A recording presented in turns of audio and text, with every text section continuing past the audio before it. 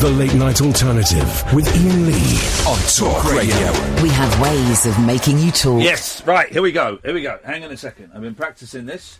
We're going to try this, OK? You ready? This is 0344 499 1000, Late Night Alternative, if you want to call us on Skype. Let's do het fast, Zeit voor mich. Dan singe ich ein Lied durch dich von 99 Luftballons.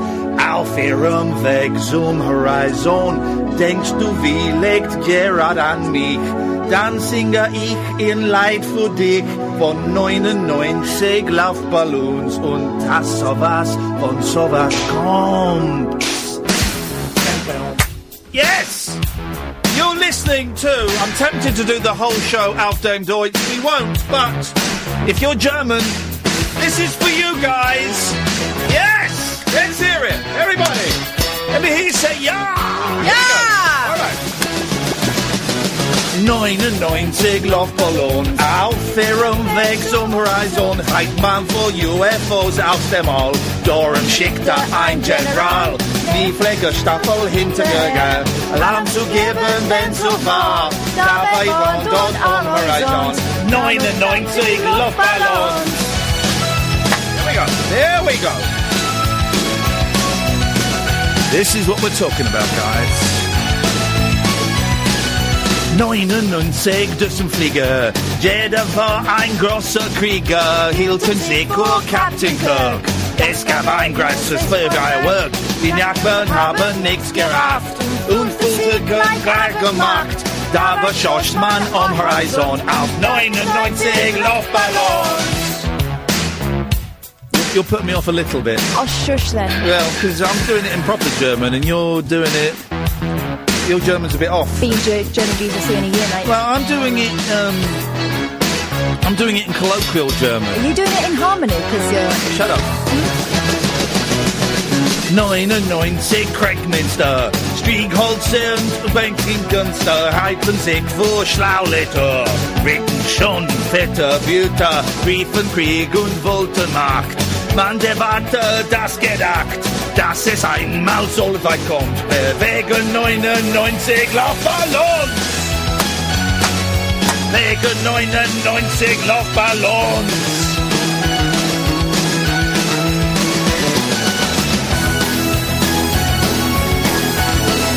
Luftballons! it's a keytar, what are you strumming for? 99 Jahre Krieg ließen keinen Platz für Sieg. Kreuzminster gibt's nichts mehr und auch keine Durchflieger. Heute sehe ich mein Runden, seh die Welt in Trümmern liegen. Hast nen Luftballon gefunden, denk an dich und lass ihn fliegen.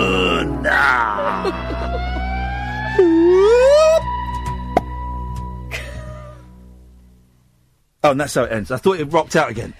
Das war einfach klasse. Ja, das ist gut. Here's the thing. So there are anti-war songs. Mm-hmm. Like war.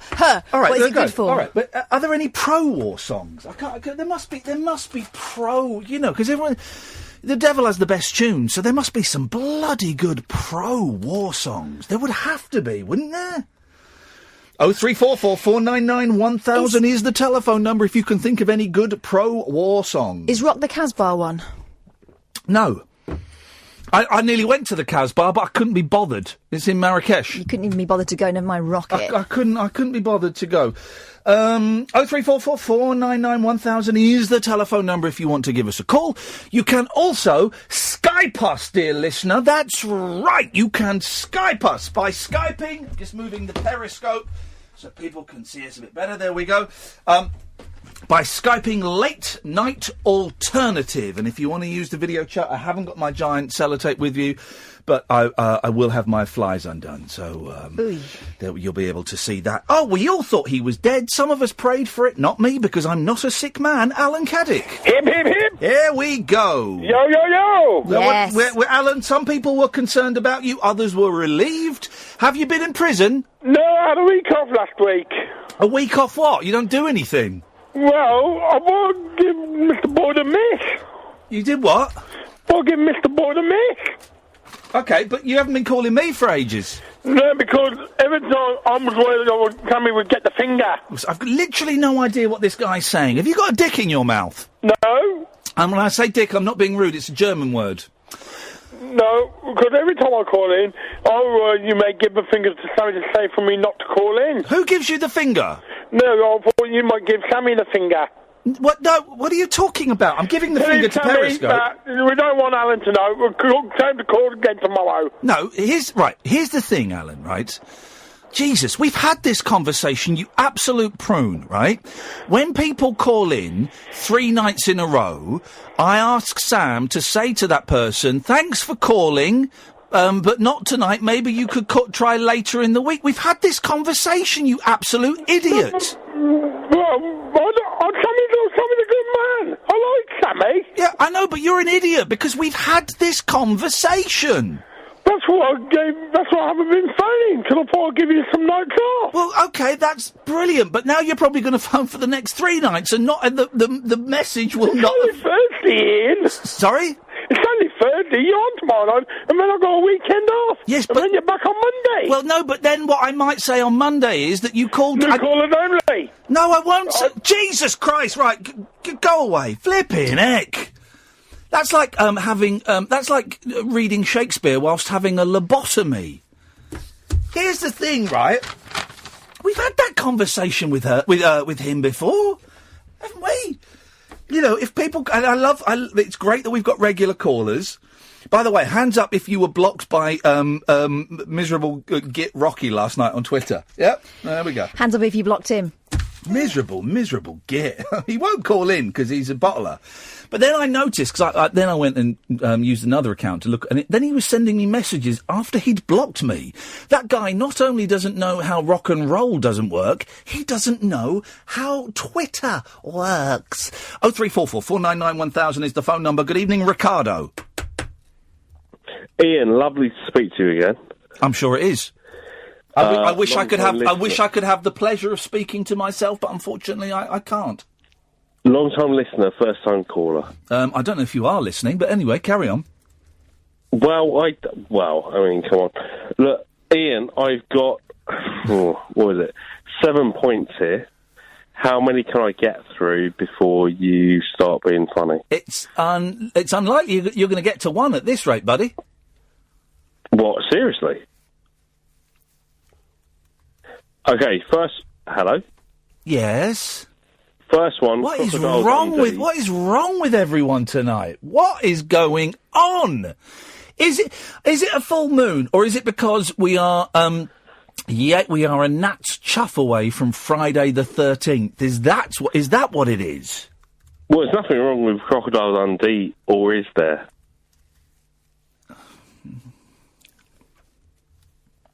I tell you what, Ricardo, stay there. Right, I'll put him on hold. 0344 499 1000, or late night alternative on Skype, if you want to talk to Ricardo, because I'll be honest, 10 minutes into the show, I'm losing the will to live. So if you want to talk to Ricardo, here's what's going to happen. We've got a break in 4 minutes and 10 seconds, right? If no one calls in before then we let Ricardo go. If you call him before then, you can talk to him for as long as you want. 0344 499 1000, and we'll be quiet for the next 4 minutes until we get another caller. So let's see.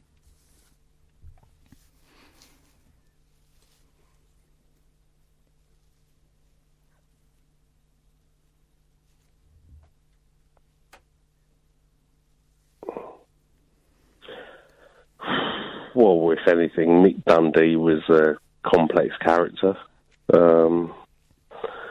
But, you know, I mean, what can you do? You live in the outback. There's not much going on. He's gone to New York City. It was some kind. I don't even know if this has been broadcast. I have no idea. But I did have 6 or 7 other points. I think Crocodile Dundee was probably one of my strongest points. I'm not going to lie to you. But if Crocodile Dundee could be mentioned, I don't think it's mentioned enough, if anything. I mean, Paul Hogan, yeah, okay, not the best actor in the whole world, let's be honest. But why not? He'd done a good... Who's that? Oh, it's just me. I just want to talk to you, Ricardo. Why isn't he the best actor in the world? What stops him being the best actor? What, Paul Hogan? Yeah, what stops him? I don't know. I think in some ways he obviously fitted the part of Crocodile Dundee very well. So he's a good actor then, isn't he? Well, we had the accent. He kind of... I don't know, do you think he fitted it down to a T? Well, I don't know. You say he doesn't, but you've just described somebody who seems to fit it down to a T. Oh, what's your name, sir? My name's Tim. Tim? Oh, nice to speak to you, Tim. So what? Nice to speak to you, brother. Paul Hogan was... Well, I don't know. I've only heard him in Crocodile. Or do you think Paul Hogan was suited more to the Crocodile Dundee role? Well, you said he didn't you? I thought you were saying that he was rubbish. I was questioning it. I had a very open mind when it came to Crocodile Dundee, if I'm honest. Right, but you said you didn't think he was a very good actor. Paul Hogan? Yeah, well, yeah, that's who we're talking about, isn't it? No. Hey, look, I'm backing you up, if anything. You're doing what to me? I think, watch it. I think he's... Is that a euphemism for something? Yeah. Let's watch out. It's still early tonight. It's a Thursday night, watch it. But as far as Crocodile Dundee's concerned, is he a good actor or is he just suitable for the role? Well, no, he's a character, Crocodile Dundee. Oh, here we go. No, no. So, as a character, you think he could be multifaceted to a certain extent? No, well, I don't really know, to be honest with you. But if he wasn't such a good actor, Paul Hogan, then you just referred to him as Crocodile Dundee, as the character. So he must have fooled you. So what, do you think I've typecasted him to a certain extent? Because it's like, Paul Hogan, Crocodile Dundee, end the story. No, I think you slated him off as a rubbish, useless actor, when in fact he was extremely good at playing the part of Crocodile Dundee, which is why you said and called him Crocodile Dundee rather than his real name, because you were convinced that he was Crocodile Dundee. Oh, so what? He's that good, he's actually tricked me to an extent where I'm not using his actual name. He's absolutely tricked you 100% because you referred to him as Crocodile Dundee rather than Paul Hogan. So you fell for the character. You believed what else am I going to say about Paul Hogan? Oh, he done the Foster's adverts in the 80s or something. Well, he's good at them as well, wasn't he? Brilliant at those. Yeah, he said, oh, mate, you want a pint? You want a can? That's all right. I don't know what he said, actually. I can't remember the words exactly. But he must have been pretty good at it, because he stuck in your mind. I'm obviously paraphrasing to a certain extent. But, that was obviously what he was kind of saying in a roundabout way. Why? I've not said anything. I've just been asking you questions. It was you that said he was rubbish. I remember those... comment clips. Him he's starting to sort of disappear beneath the music for some reason. Look, bottom line, you remember him as yes. I think he's drifting off across the face. I don't know what music that is. Well, that was one of them.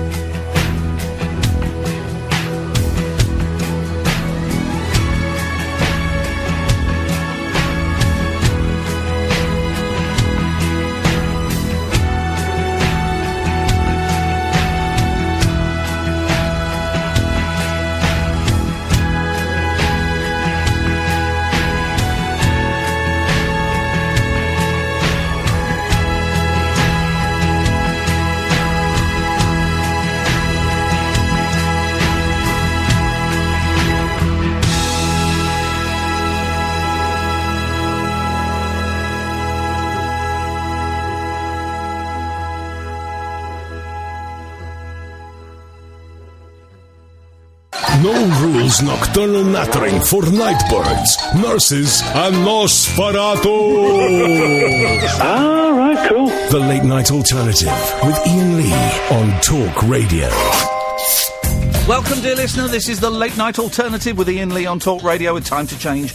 1 in 4 of us will fight a mental health problem this year. Having a mate in your corner can make all the difference. Search Time to Change to find out more, and we'll be talking more about that after 11 o'clock. Now, listen, when you get a tweet that says, "Hi, Iain, would you be interested in interviewing Reed Summers, the son and representative of God's messenger, Marshall Summers?" The answer to that can only be, "Sure thing, buddy, here's my email." The other answer could be, "Yeah, you know I am, because I got in touch with you months ago, but..." I think 0344 499 1000 is the telephone number if you want to give us a call. You can Skype as well. We have introduced Skype into the studio. We'll see how it goes. Basically, I mean, you can use it in the UK, of course. Our Skype name is Late Night Alternative, all one word. But you can use it in the UK if you want, of course. But I know we have lots of listeners around the world. And it means you can call us absolutely free. And if you want to do a little video Skype, we can see you, you can see us, although it makes me uncomfortable. If not, we'll go where we are. Do you play the yes-no game with the kids? Sometimes. They're better at it than I am. My kids are rubbish. My kids are rubbish. If anyone fancies a quick game of the yes-no game, 0344 499 1000 is the telephone number. You can either challenge me. I can't be got on it. No, you're extremely tricky.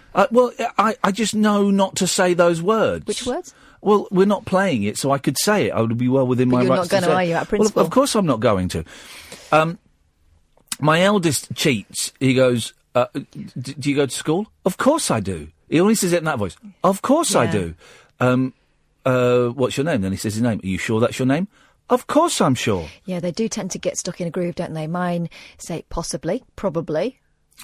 My youngest does the head movements. I said, well, you can't do that. You're not allowed to shake or nod your head. If you're going to play the yes... Who invented the yes-no game? How far... I mean, it is a great game. This is the beauty of it, right? It's the most... simple game, and if ever we're out and we're a bit bored, who fancies a quick round of the yes-no game? And here's the thing, whenever we do it when we're out, kids start swarming around us going, let me have a go, hey mister, can I have a go? And they want to have kids Don't their parents play that game with them? I don't know if they do or not. It's definitely a pre-telly game, isn't it?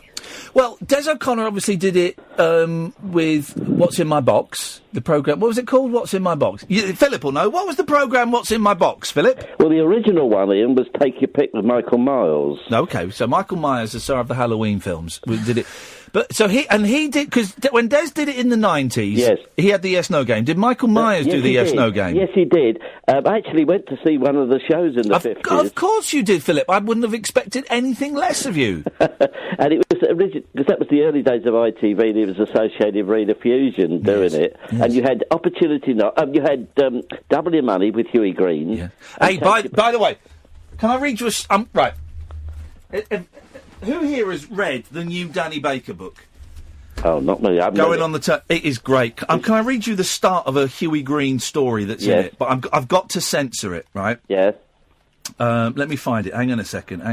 You carry on talking, Phil, and I'll find this page. Well, the reason I rang in, Ian, was I was up in London today, it usually being Thursday, and I'm walking down Oxford Street. No, the girl wasn't in the doorway with the guitar. No. I went into a shop, and it was one of these shops that they've sprung up that sells imported American sweets. Oh, yes. Cakes. Yeah, I've seen that shop. Yeah. Well, I was wandering around and there weren't any prices on display. Oh. Now, I saw this box... If there's no prices on it, it means you can't afford it. That's it. So I said to the guy, I said, just out of interest, I said, how much is that box of cereal?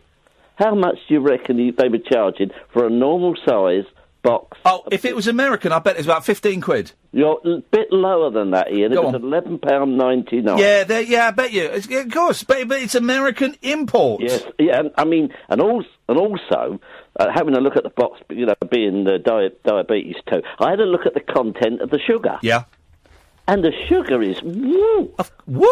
Scale. Well, baby. Well, this is why I'm trying to lose a bit of weight, and I'm looking at going sugar-free. But porridge. It's all about the porridge. You know I'm all about the porridge. Yeah, I mean, porridge is really popular. I mean, many years ago we talked about it with the fact that McDonald's sell porridge. Yeah, well, but just go... Here's the thing, right? And I'd forgot... I haven't had porridge for years, and I used to smother it in honey or syrup, golden syrup. Yeah. Or sugar, but now just a bowl of porridge, a bit of milk, put it in the microwave. Oh, it's incredible. Here's the thing, because my granddad is Scottish, so my dad would have it with water and salt. I believe that is the way that they... Yeah, it's the way to do it. You put you boil water, but mix it with boiled water, and you sprinkle salt on it. What's that taste like? Salty, watery porridge. What part of Scotland did he come from, Ian? Aberdeen. Oh, I've been to Aberdeen. I've never been to Aberdeen. I liked it up there, Aberdeen, Inverness, up there, and because Aberdeen, they call it the Granite City, don't they? Hey, Philip, do you want a quick game of the yes/no game? Oh, yeah, OK, right. But you're out. You just said yes, you idiot, straight away. Do you know where they speak the purest English in the whole of the British Isles? My house? Inverness. Venice? Inverness. Well, yeah, but where is Venice? No, I said Inverness. Yeah, but where is Venice? Inverness. Well, and obviously it's Inverness, but where is Venice? No, Inverness. So this is from Danny Baker's new book, Going on the Turn. It's brilliant. It's absolutely brilliant. Right. I'll read a bit of it. So one day, I'm indoors and the phone goes. This was during the period when I was on TV a lot. Immediately, I recognised the nasal drawl of Canada... Oh, right, what we've got to do... Hang on a second. I need to get some sound effects. I don't want to lose my pages. Why didn't you think of this before? I mean, this is... I know. Where am I going to get sound effects from at this time of night? I tell you what we'll do. We'll have an early break. You're listening to... And I'm going to get some sound effects. This is the Late Night Alternative with Iain Lee on Talk Radio with Time to Change. Stimulating nightly emissions guaranteed to open your eyes and your mind. Oh, my word. The Late Night Alternative with Iain Lee on Talk Radio. Well, that wasn't a long enough break. I'm just gathering my sound effects. Right, OK, hang on a second. So I'm going to have a cuckoo. I don't know if the C word comes up, but we'll have a cuckoo for the C word. Right. What should we have for an F word? A frog? Frog sound effect. OK, so that'd be this. Okay, there we go. Beautiful. That's an F. What should we have for an S word? S would be we finish sea lion. Sea lion sound. Okay. So well, the first thing I thought was sausage, but they're not very noisy, are they? No. Okay, here we go. What is that? That's an old man. Listen to that. Sounds like Dennis. It does. Help. Help. Help. Help. Help. Oh, cough it up. That's it. Look at that. He's coughing it up, isn't he? Help. Help. He's choking. Help. Help. And then he dies. Right. So sea lion is an S word. Cuckoo is the C word. And frog is in the F word. Okay. I've got to flick between the... So one day, this is from Danny Baker, I'm indoors and the phone goes. This was during the period when I was on TV a lot. Immediately, I recognised the nasal drawl of Canada's most... I'll do the voices. Canada's most how do you say divisive? Yeah, I'll say Canada's most divisive export. Danny Baker, I want to introduce myself. That's not a bad Hughie Green. But then it went a bit... Danny Baker, I want to introduce myself. My name is Hughie Green. I believe I actually said where in response. Right, there's an F coming up. Now, don't slam the phone down. I know what you're thinking. What does this washed... That was good, actually, because it sounded like it. What does this washed up old want? I promise you, that is exactly what he said. You don't easily forget a sentence like that, particularly when it turns out Hughie Green has an uncanny ability to read exactly what is running through your mind. we need a word for... We need a sound effect for prick. For the P word. For the pig. Pig, here we go.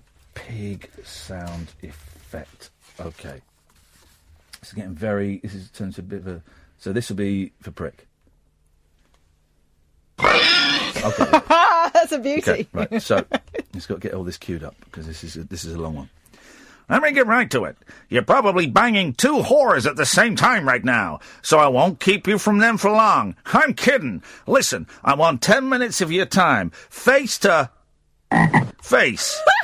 Or ass to ass, if that's your thing. Can you do that for a broken down old... Oh, pigs let me down. Like me? All right, we need a word for... Oh, for heaven's sake, Okay, Iain. no. We need a sound effect for someone who... for a sea sucker. Okay, a cockerel. There we go, a cock. We'll get a cock. Exactly.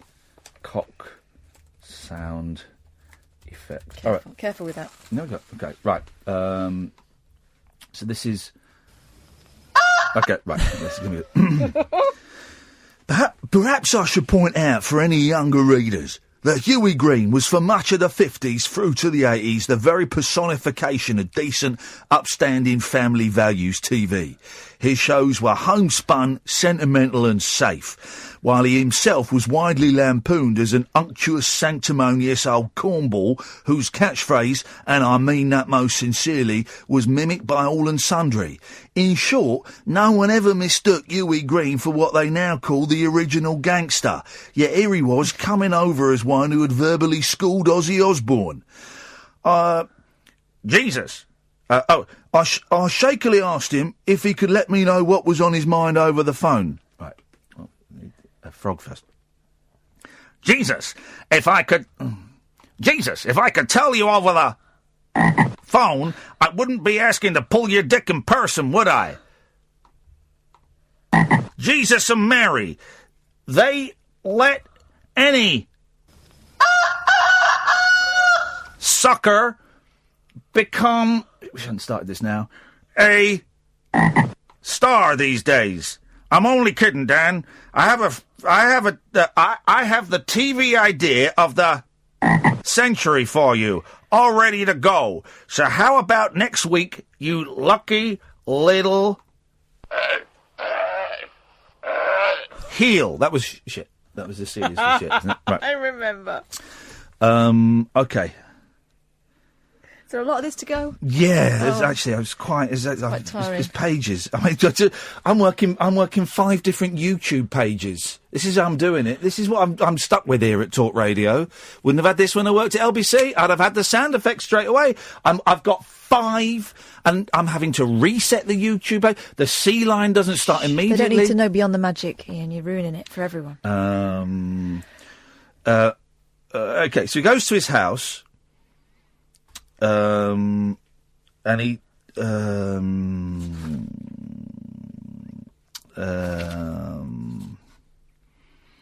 okay, so he goes to this house, and he takes him into his room where he's got a train set, and he says he's got an idea for a show. Oh, gee, I need a sound effect for bastard. What would it? Bell. Yeah. Bell. Well, no, you might need that. No, I don't think we don't go there. All right. So that bell is for illegitimacy. So that will be this. Okay, that's a little it's bit. not as aggressive It's as I'd underwhelming. like. Anyway, I know what. So he's looking at the train set. Yeah.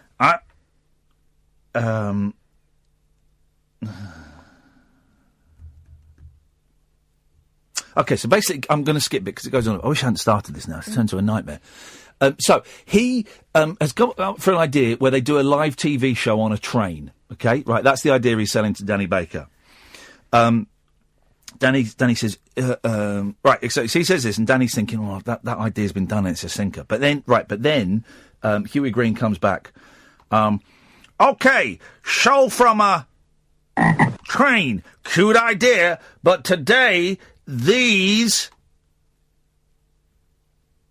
Oh, frozen. got to reset cocksuckers. Hang on. Oh, flipping heck. There we go. But these suckers out there will take your cute and tell you to stick it in your ass. It has to be something unbelievable. Stupendous. So, I'm in here one night, moving the train, scratching my balls, and Jesus, I get the idea of the century. I look across to the far side and go, me, that's it. Now, what can you see on that far side, beyond those cable cars? What's there? I looked, and there appeared to be a sort of cove with a painted sea beyond its horizon stretching onto the wall. The seaside, I said. The seaside? The sea... side? Hughie seemed outraged by my naivety, and for a few minutes kept saying, oh, the seaside! That's not the goddamn seaside, you prick! Don't know if we had one for prick. Yeah, we did. We had the pig. The pig? It's not the seaside, you prick. Yeah. That is the Atlantic Ocean! Well, how am I supposed to know that? I countered. Because you don't think big, Danny! Baker, nobody does anymore. You're used to TV pygmies yanking your dick. I didn't have one for Dick, did I? No. I wish you did. Not like Uncle Hughie here. I've never actually heard Hughie Green speak. I've only ever heard impressions of him. It's uncanny. That's why I've been... So, we do the first part of the show on a... What was... all right. What was... the sea lion. Okay, the sea lion is feces. So, we do the first part of the show on a train, and that's all well and good. And Mr. and Mrs... Shit. For brains... Wow. ...in... Lancashire are eating it up. They've had Shirley Bassey, some pop stars, magicians... Oh, jeez. Knows what else, and we haven't even started yet. We get off the train beside the River Thames. Huge crowds, and God, this is astounding. I'm... ting myself with excitement telling you, we get off the... God, this is train, and a submarine surfaces out of the River Thames. We get on board this monster, and the show continues on the sub. Then as the sub goes under again, we say, see you tomorrow, suckers. And then you kind of get the idea of what a foul-mouthed man. Where that's going. So that's it's a good read. It's not such a good. That was quite complicated there. Next time we'll prep it better. Struggled there. 0344 499 1000 is the telephone number. If you want to give us a call, you can Skype us, a late night alternative. This is the late night alternative with me, Iain Lee, on Talk Radio with Time to Change. 1 in 4 of us will fight a mental health problem this year. Having a mate in your corner can make all the difference. Search Time to Change to find out more. Kick off your slippers. Don't go to bed. The party is just starting. You can sleep when you're dead. The late night alternative with Iain Lee on Talk Radio. 0344 499 1000. You can Skype late night alternative. No one's calling in. I wonder why. I think they were waiting for the punchline to that particular story, but it was just a very sad story, This wasn't is it? the late night alternative with Iain Lee on Talk Radio with Time to Change, of course. We'll be talking about that more after 11 o'clock and be looking to hear your stories then as well. But here's the thing I've noticed. Here's the thing that I have noticed. The week... 2 weeks ago, when I was still here, the calls were kind of dropping off. Did you get many calls last week? No. No? Okay. And there's not been many calls this week. And I wonder why. Oh, yati, as we would say in Greek. I'm not Greek, I wouldn't say it. But I wonder why. I'm giving them gold. I'm offering them a chance to play the yes-no game. Maybe you're being too entertaining. No. Hey, here's a thing I noticed. Oh, that was the thumb. Oh, honestly. Couldn't do my right thumb for years, and now I can't stop it. Here's the thing I noticed when we went to see Hair yesterday. Of course, there's a famous scene where everyone strips off, and it's actually not as lurid and as rude as people would expect. And way too brief. It's very, very short. And here's the thing: I don't remember seeing any fannies. I just I just looked at the dicks. Same. They do call them more attention, don't they? I did look, because they have their backs to us to start with, and I was looking at what I thought was a very, very nice bum, and it was a bloke's, unfortunately. And then I just found myself looking at the willy. So next time we go, I know exactly where to step. But this is the problem I had, and apart from the fact that everybody involved in it was beautiful and talented. I hate that. And young. There we go. And they could all sing. Those things together really makes me want to eat my fingers. It's, oh God, I hate beautiful, young, talented people who can sing. But putting that to one side, all of the men were smooth all over. There was no hair on. Did they have pubes? Yes. I think. But they were trimmed. Yes, they were. Listen, certainly tidy. That would be the one note. And what do I know? You've seen it lots of times. I mean, the performance. Yeah. You've seen the performance lots of times, and I'm a mere beginner at this hair lark. But if I were to offer one, you've seen more dicks than me. Up close. Yeah. Well, sometimes they're a blur. Okay. Wow. So. The one note I would offer was if they could just pay a little bit more attention to the time period that we're talking about. The women didn't have any pubic hair, very little, very thin strips. But the men, and not so much the pubes. Here's the thing, right? Chests. The chests and the legs. Armpits. They were completely smooth. Now I know that this is a thing that young people do. And by the way, if our sponsors are listening to this, as the warm up for their section, they'll be thinking, "Dear God, can we get a refund?" But no, this genuine, because I'm a 44-year-old man, so I've got hair everywhere. I've got a hairy back, I've got a hairy front, everywhere there's hair. I've got hairs on my knuckles. I'm one of those guys. So to watch these young men, and this is the thing now, isn't it? Is for young men.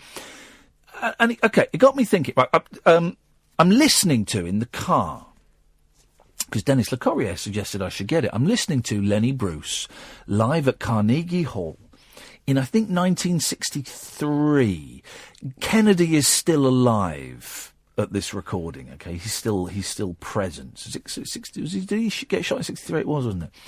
So was it 63 or 64? I think 4, but let me check. Yeah. You made me wonder. So it's 63. This is recorded, and he's talking. And here's the thing. I'm really, really enjoying. 63. Yeah, I'm really. It was. Let me. Hang on. I can tell you the date. It was the 11th. No. Of November. No, you're right. It was May. It was May. It was November. It was the 22nd. 22nd of May. I was right. No, of November. There we go. So, and I'm really enjoying this Lenny Bruce. I'm not finding any of it funny. Not chuckling once, but as an historical document, and people in the audience are loving it, as an historical document of a stand-up comedian in that period. It's really interesting. It's a really cracking bit of audio. It's double disc, and it's about 2 hours of it, and I'm halfway through it. What's he like? Is he outrageous? Because he's like the forefather of modern American comedy, isn't he? Yeah. Oh, yeah. I mean, there's no holds barred in this. Right, so it's not gags, it's more... Oh no, this is gags and little routines. Okay. As he got on later, as he became more addicted to heroin, it became him reading out the transcripts of the FBI had against him. But it's some very clever wordplay. Bandy, I mean, the language is uncomfortable. Bandy's the term faggot around a lot, but not being homophobic at all. But using that term. In a way that we might say gay, or in a way that some people might now say queer. Right. It's a historical document. It's fascinating. The language and he's very hip. He's very. I was talking to these cats and they were hip to it, and it was it's kind of cool. He's Jewish. There's a lot of Jewish. Yiddish words kind of thrown in there. So it's a really interesting time capsule of someone speaking in a very specific vernacular. But he talks about, he does a little routine about some guys going to a dancing club and seeing a woman and she's singing, a cabaret, and seeing a woman and she's singing, and then she kind of raises her arms and drops her arms and she's got hair under her arms. Yeah. And so there's a whole routine about this woman having hair under her arms and how it's so shocking and it's weird, but one guy starts getting turned on by it. Right. And it got me thinking, when did women start shaving their arms and their legs? Because it can't be that long ago. It must have been the 20th century. Wrong. Go on. The Romans and the Greeks used to do it. Okay, but then it went out. Exactly. When did it become a thing now? Because now it is, if a woman doesn't shave her underarms or her legs, she is considered to be on the fringes of society and is to be pointed and looked at. Either she's making a political point, yeah, or she's slovenly. Is the inference. Is the opinion. So when did it become the norm? When did it become abnormal for women not to shave their arms and legs, and normal for them to do so? Because we grow up with it, right, as a thing, and we just say, well, it's always been like that. And you say it happened hundreds of years ago with the Romans and the Greeks, but there must have been a period, and I would say it's got to be 20th century. If anyone knows, by the way, I don't want to Google it. If you know, 0344 499 1000, late night alternative, if you want to Skype in. I would hazard a guess that it would be the 1920s. I would say the 1920s, partly because the razor technology was at a point there. Skirts got shorter. That it could be done. Skirts got shorter. But then... OK, but then why would that women have to shave their legs? Why did that put about? Now, personally, I find women who shave their legs and their underarms, I find it more attractive. I find that when I see women who've got hairy legs and hairy underarm, I don't find that attractive. But that is probably down to social conditioning, isn't it? It must be down to social conditioning.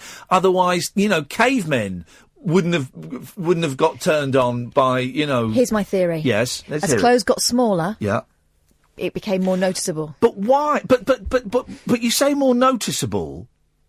I'm trying to get deeper into it than that.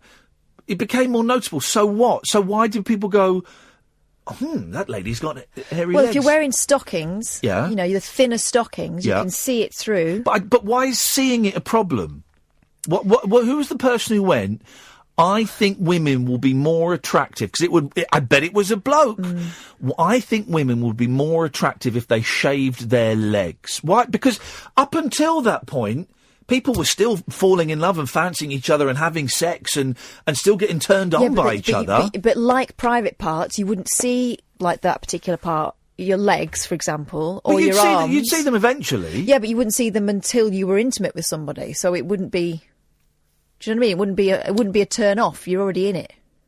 No, but then if that were the case, then women would still have been encouraged to shave themselves for sexual encounters with their husbands and boyfriends for that moment. I bet no one, Women weren't supposed to be enjoying it, though, were they? So they weren't supposed to be thinking too much about it. Well, that's a Victorian thing. Yeah. But before that, women were enjoying sex.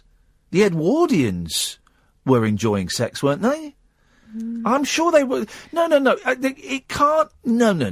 Victorians were more pervy than anyone else. Well, possibly, but we're told that women weren't supposed to be enjoying sex in the Victorian period. I don't know how much of that I actually believe, but it can't. That what you're then suggesting is that women discovering the clitoris and discovering female orgasm is a 20th century phenomenon. I think talking about it probably is. Talking about it might be. And here's the thing: which women wore makeup?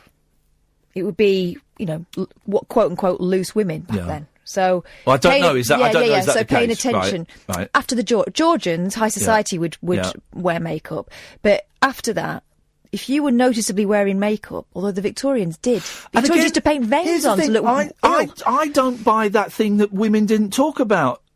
Hey, if you touch me here, that feels good. I can't. You're saying that conversation only ever happened from like 1932 onwards. I'm not. It must have happened before that. In the 19th century, women must have gone. Hey, listen, if you touch this, right, that feels good. They must have had those conversations. No, they must have done. They must have done. It cannot be a 20th century. It cannot be that we have been on this planet. I don't know how long humans have been for, but it cannot be that for the last 2,000 years.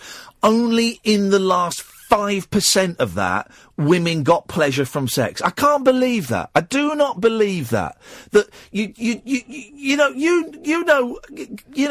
young women must have touched themselves. I know, must have but what I'm climbed on saying a rope. is, society said that. Forget society. But this is the thing, which impeded women from talking about it. No, but forget society. Because nice women didn't enjoy it. No, but forget society. I don't think society.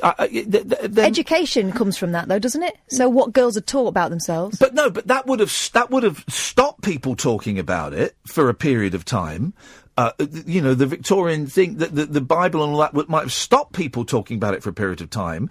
But I believe that those conversations would have happened before. There would have been periods in history before the 20th century, before the Victorian times, when women would have got turned on and would have got horny and would have got moist and would have got sexy and would have said to their partners, hey, if you touch this with your finger or you touch this with your tongue, this feels really, really good and I would like you to do that. Well, blowjobs weren't invented in the 1930s. No, you could see them in Pompeii. But what I'm saying is, people used to keep, that was deemed pornography, people used to keep that stuff locked away. Yeah. For their own personal, pleasure. Do you know what we need? We need a sexpert. We do need a sexpert, if anybody's listening. 0344. Why is no one calling in? What am I doing wrong? Am I doing something wrong?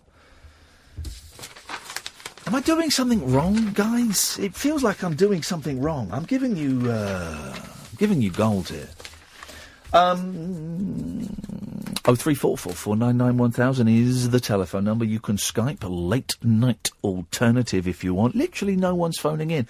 And I'm wondering why. Because I don't know why, guys. I don't know why. I'm fine to carry on talking. These are the shows these are the shows I get paid for. But I do wonder what am I doing wrong, guys? That's the question. 03444991000 is the telephone number. You are listening to the Late Night Alternative with me, Iain Lee, on Talk Radio. With Time to Change, 1 in 4 of us will fight a mental health problem this year. Having a mate in your corner can make all the difference. Here's what you can do during the news. Go to Google and type in Time to Change to find out more. And also listen to the show, because we've got some guests coming on in the next hour or so to talk about Time to Change and talk about their experience with mental health and with issues relating to the such. And you, of course, are welcome to join in the conversation. If you want to talk about any of those things. I like to think that we're one of those shows where we're not, what's I trying to say? We're not hung up on those things. People want to phone in and say, do you know what? I'm having a really crappy time at the moment, and today I thought about jumping off a bridge, which, as I have done recently, thought about it. You're welcome to call in. 03444991000 is the telephone number. I'm Iain Lee. This is Talk Radio. Talk Radio. I see lots of people are, including Graham Linehan and John Ronson to a certain extent, are backing away from Twitter. We might have a little look at that a bit later on and see where that takes us. In the meantime, I am Iain Lee. This is the Late Night Alternative on Talk Radio.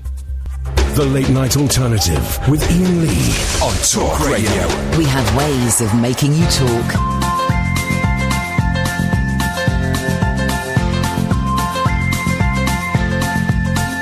There's a voice that keeps on calling me. Down the road, it's where I'll always be. Every stop I make a new friend. Can't stay for long, just turn around and I'm gone again. Maybe tomorrow I'll wanna settle down. Until tomorrow I'll just keep moving on. Down this road that never seems to end. When new adventure lies just around the bend. So if you wanna join me for a while, just grab your hat, come travel light, that's hobo style. Maybe tomorrow I'll wanna settle down. Until tomorrow, the whole world is my home. So if you wanna join me for a while, just grab your hat, come travel light, that's hobo style. Maybe tomorrow I'll wanna settle down. Until tomorrow I'll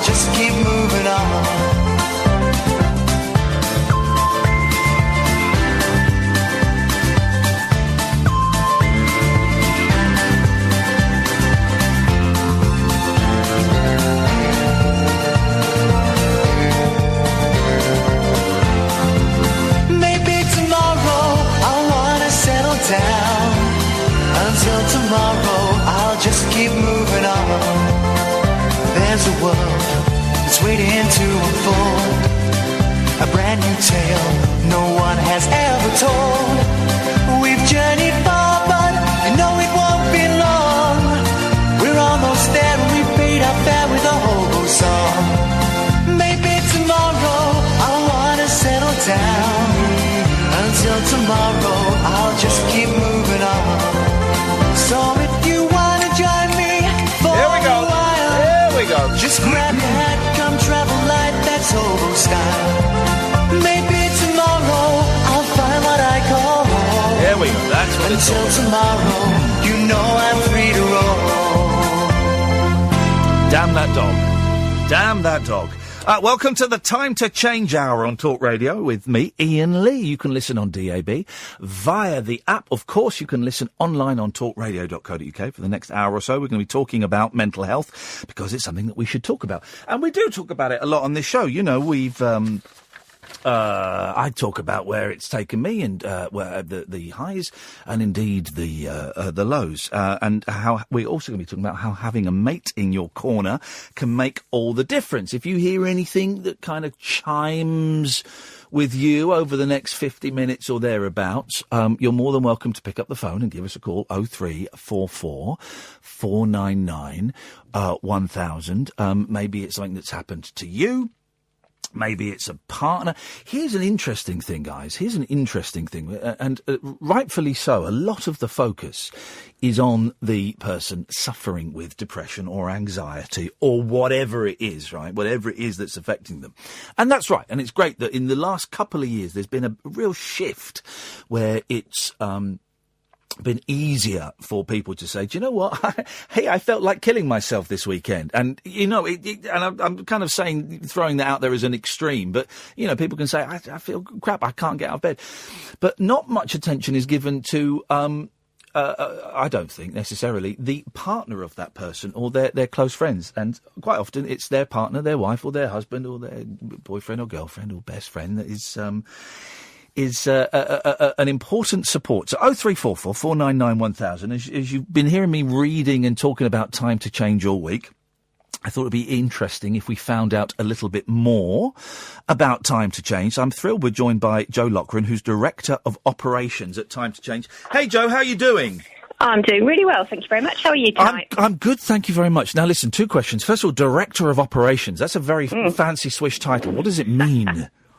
Okay, so basically myself and my co-director, Sue Baker, we sort of look after the Time to Change programme, which has a number of different elements. But ultimately, we're looking to change the way everybody thinks and feels about mental health. And we've been running for about 10 years. We've just had our anniversary, in fact. Hey, congratulations. So sorry, who was you said you and who was the other person?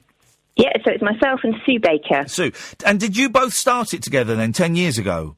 Well, the programme started actually with Mind and Rethink Mental Illness for two charities. So Time to Change is a campaign that's run by both of them, but is funded by Comic Relief, Department of Health and Big Lottery Fund. And yeah, so it's been part of my role for the last 10 years and Sue as a substantive director for those 10 years too. So we're pretty experienced about this stuff.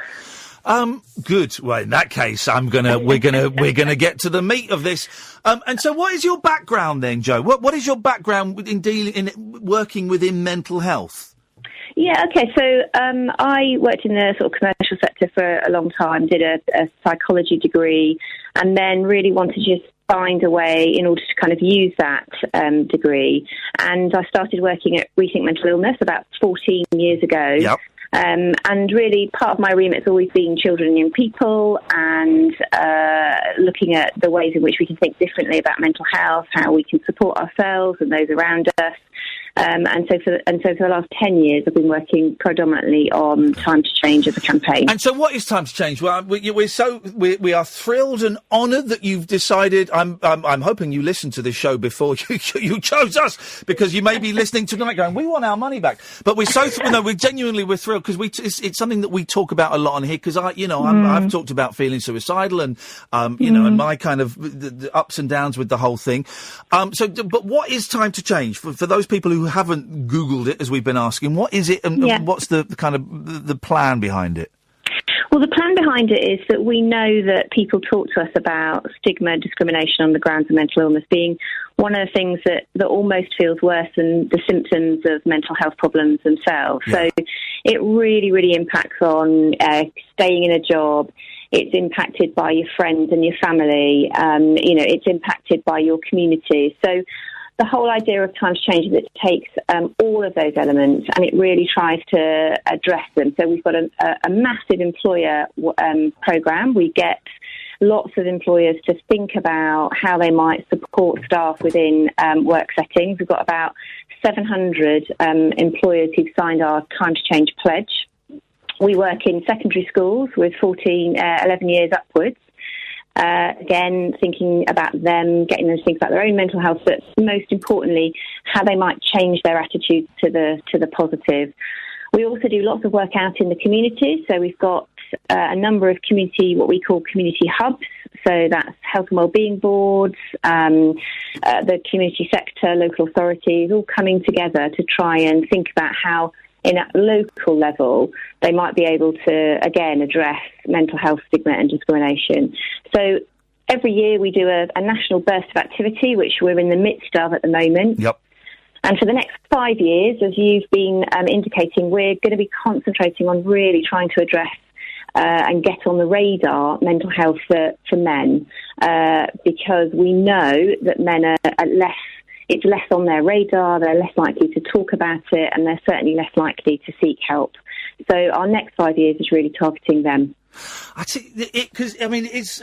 can never quite remember the statistics, but suicide is it's the biggest killer of men between a certain age. I can never remember what those certain ages are. Yeah, under 45, you're absolutely right. It's incredible. And a lot of it is incredible. And a lot of that will come from the fact that men feel they can't talk about it. Yeah. So one of the things, we did a piece of research, and whilst a high proportion, 86% of the men that we spoke to said they'd be comfortable supporting a friend who had a mental health problem, that means there are still 6 million men for whom that's not a comfortable thing to do. And they cite all sorts of reasons. They wouldn't know how to help and support them, feel like they need to be an expert, they worry about saying the wrong thing. So this next 5 years, our programme called In Your Corner, that's our campaign name, is really looking to address some of those barriers to get mental health on everybody's radar, including men. It's so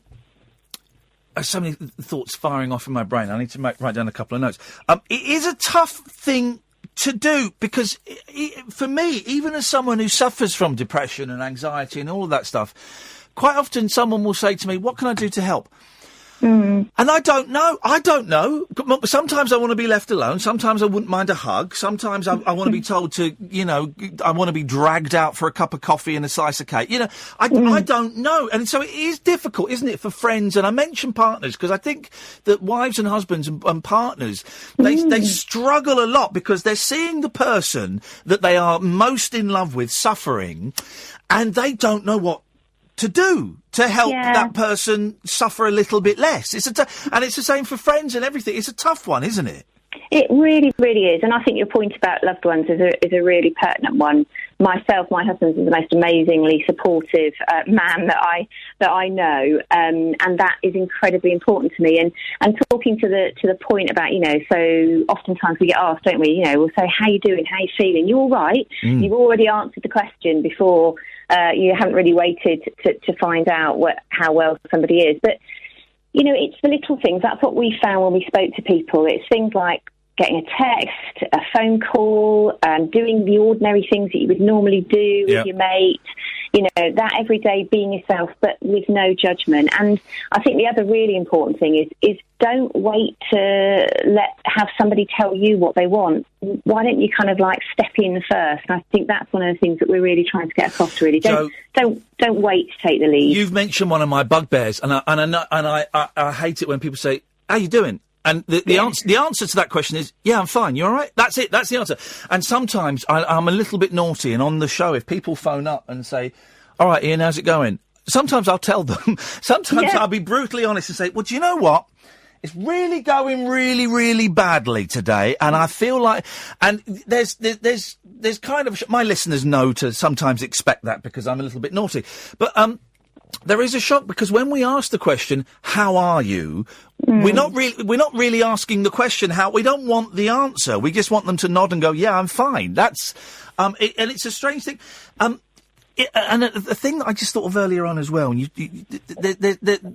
things are generally, I think, getting better in terms of mental health, in that there are some brilliant books out there, and it's certainly a lot more open, and if you go on Twitter, and it's being talked about a lot more, which is great, and I see men talking about it a lot more, which is great, but there is another side to it. This horrible word snowflake. Snowflake. And if it can be hurled at people if they show any, I nearly said the word weakness, and I don't mean weakness, but you know what I mean. If they show any kind of chink in their armour in terms of emotional vulnerability, pull yourself together, snowflake. And I think it's such a horrendous word that gets thrown around that can be so damaging to people. Yeah, and you know what? It's one of those things, isn't it? It's like when we talk in derogatory terms about people, when they do feel brave enough to open up, it can really impact on people's lives. We did a piece of research a few years ago where we asked people about, so what are the impacts for you? And 27% of the people that we spoke to said the impact of stigma had made them want to give up on life. Now, that's not just about suicide, but of course, as you quite rightly say, there's a high rate of suicide for men, 3 times more likely, by the way, than for women.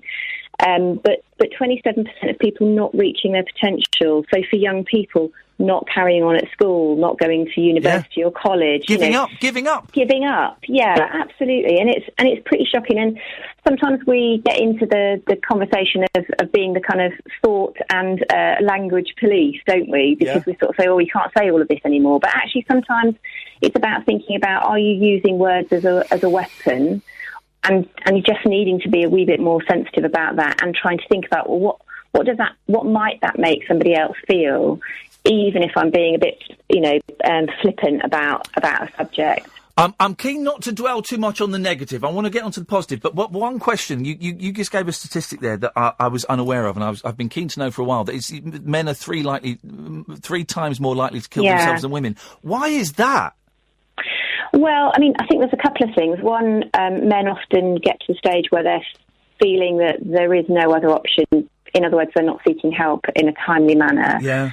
Secondly, men tend to take quite extreme measures, so shooting, hanging are quite common. Yeah.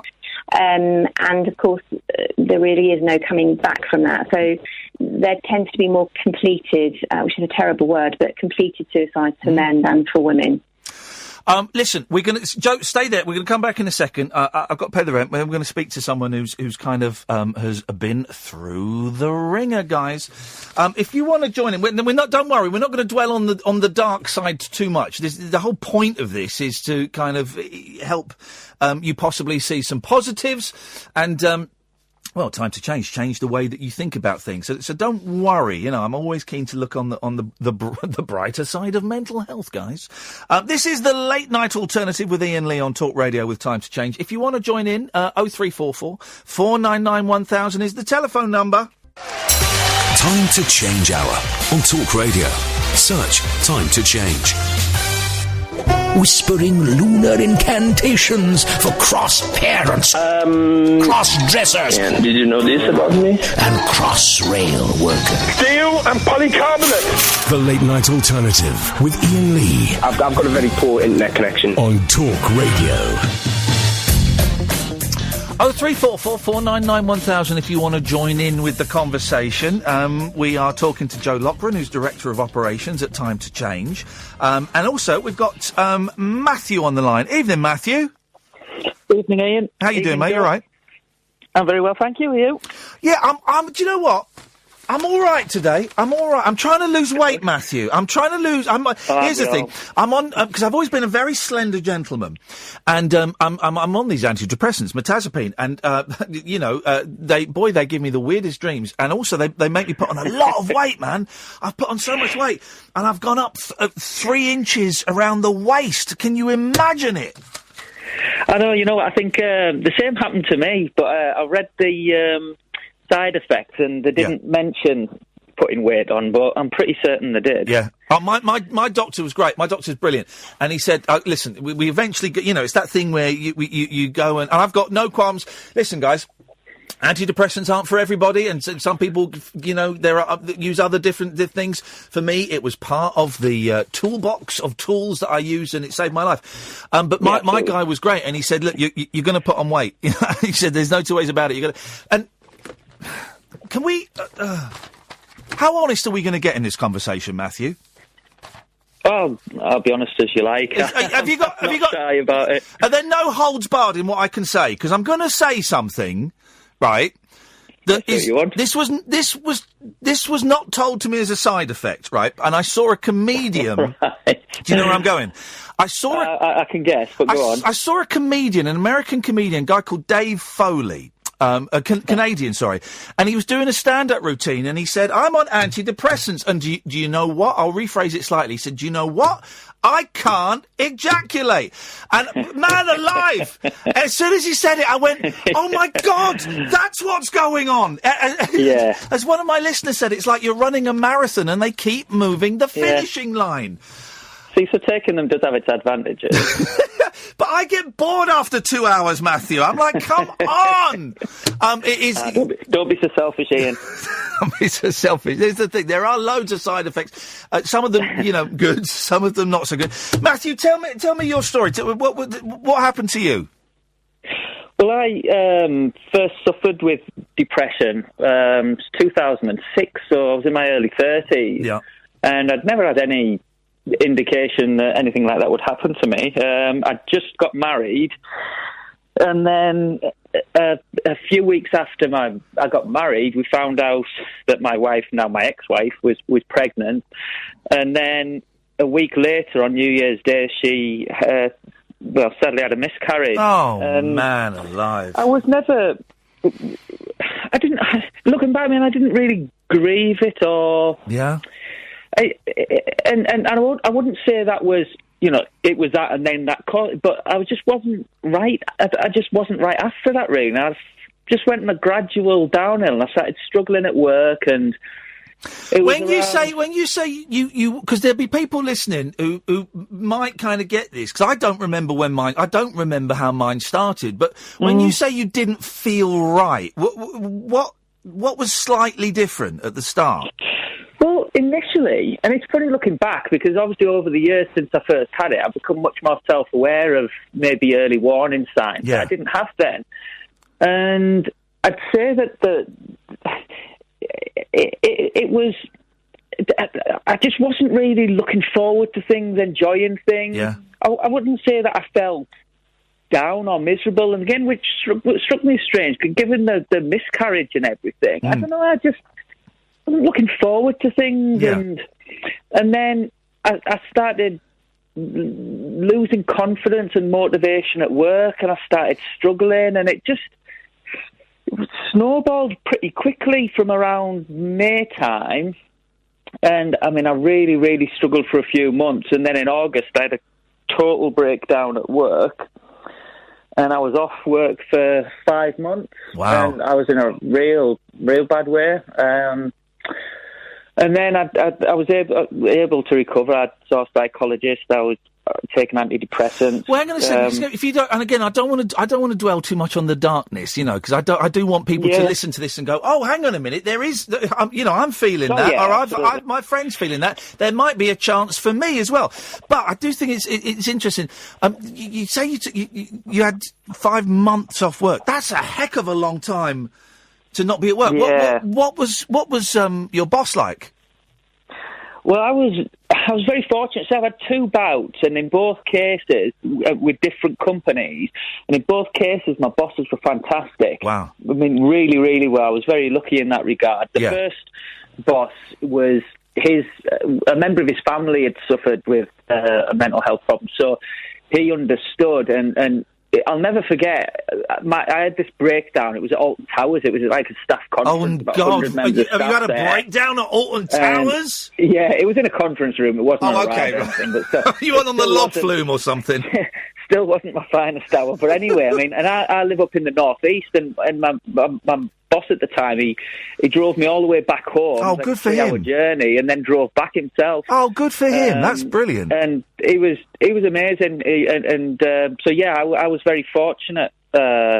Fortunately, I know not everyone is, but one of the things that stopped me getting help and taking time off work when I should have been off before I was, but it was because I was scared that it'd go on my work record, that I wouldn't get another job because they'd want to see my sickness record. So it really stopped me from... I should have been off a few months before, really. I mean, I really, really was struggling.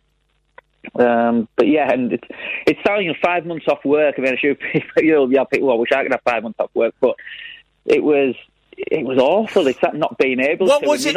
What was it for you when I and I've not been that bad for a while, but for me, I'm just lying in bed and I just can't move. The duvet feels like it's made of lead, and I've had it. The last time I had it really bad, my two little boys would come in, and I'd just be in tears seeing them, and I'd say, "Boys, please go downstairs. I can't talk to you now." And what was it for you? What was the day like for you? Endless. Endless. You know, it's there's just nothing gives you any sort of pleasure at all. So it's just dragging, and so then I'd be just kind of waiting for the night so I could go to sleep, but then I couldn't sleep, and the nights are even longer, and it was just awful. And people saying, "I'll do something to take your mind off it," but nothing ever would. Nothing would. Nothing could. Do you know what? This is brilliant hearing you say this. Not brilliant. You went through it, brother. Of course, it's awful. But because you're describing me. I couldn't focus on a book. I couldn't focus on if I could get out of bed. I couldn't focus on a television program. I couldn't focus on a 30-second advert because there's nothing was grabbing me.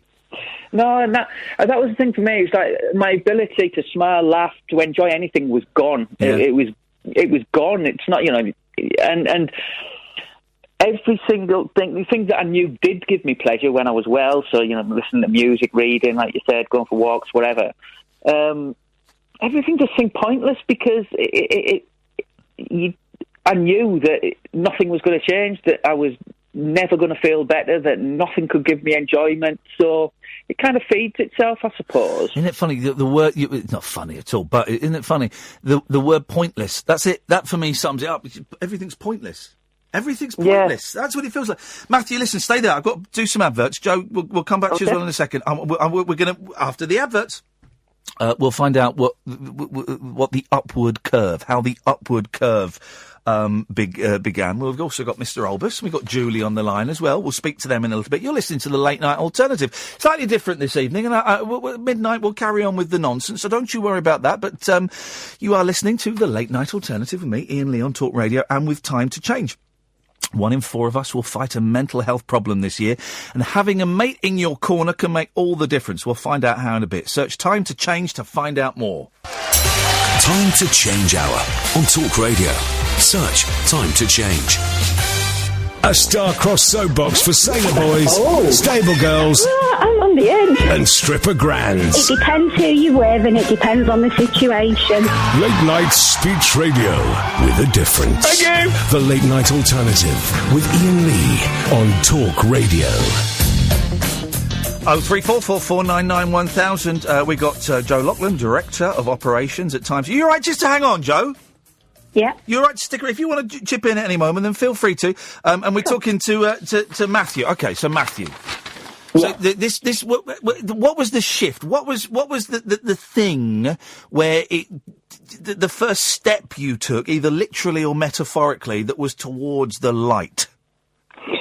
There's a number of things, and it's one of those things where you see it more in hindsight, where there wasn't a sudden epiphany where, oh great, everything's better now. It was, I know that things got better and changed, but I think there's a number of things that led to that. I mean, the first step was going to the doctor. But then what made you go to the doctor? Because that's a huge thing anyway in itself. Yeah, it was. it was actually, I spoke to my mum, I remember. Of course you did. I just said to her, I'm really struggling, and they'd known I wasn't myself. I mean, I'm not someone that can hide and act. I mean, some people, you never know with me. It's just very, very apparent I'm not myself. And and they, people had known there was. And she was the first person. She said to me, "You're clinically depressed. Go to see a doctor." Wow, your mum's clued up, isn't she? And I'd never. I don't know. I didn't know what was happening to me. I just didn't know. And so I went to the doctor, and I was given tablets, but I was very scared of taking them, so I didn't at that time. Yeah. I got to the point where I had this breakdown at work, and I found out through chance that a friend of mine had gone through something similar a few months before. Right. So that night, after my boss had drove me home, he came round and talked to me, and so the fact that he'd been there and got through it, that was it's like planting little seeds, I suppose, that you can get through it. And then I saw a psychologist. I went through the doctor. I was referred for counselling, but this was 2006, and on the NHS, it was months and months to wait, and saying all this time was off work. So I paid privately. I was in a position to do that, fortunately, and it was very expensive. But I saw a psychologist, and that really helped me.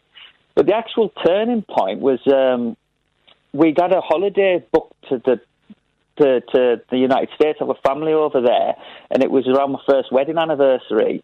And I remember I was convinced I'd been ill for so long that was it, that I wasn't going to get better. And it'd been such a hard year for my ex-wife. And I remember just wanting her to enjoy the holiday, and I just thought, whatever happens, after the holiday I'm done, but just pretend as best I can so that she can enjoy a holiday. Yeah. And when I was over there, things just started changing. I just started having moments where I felt like me again.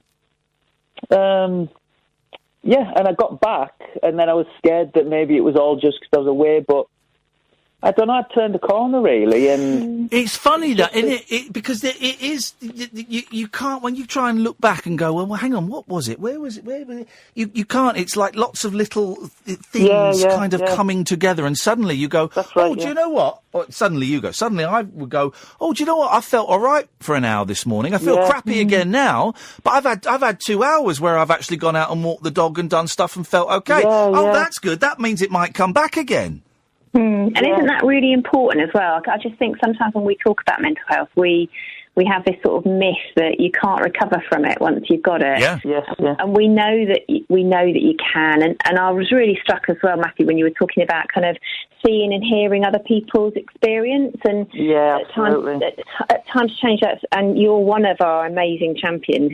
We've got champions, people who've had personal experience, who we train up and support to kind of challenge stigma and discrimination in their everyday lives, to do media volunteering for us, or to come to Parliament with us, or to do whatever. And that, I think, is probably one of the most powerful things within the movement of Times Change that we've seen, that people are willing to share their stories as examples of, here I was when I was at my worst, but actually here I am now. And that just opens up the conversation. And as you say, you sometimes sort of say to people, I didn't know you had gone through that. And as soon as you say, I'm struggling, it sometimes opens up the conversation for others to say, actually, so am I. Yeah. And it's that cultural change we need to make, isn't it, around, a societal change that makes it acceptable to talk about mental health like you would your physical health. We'd have no problems whatsoever saying, actually, do you know what? My broken leg is a real inconvenience. It's stopping me from doing all the things that I really love.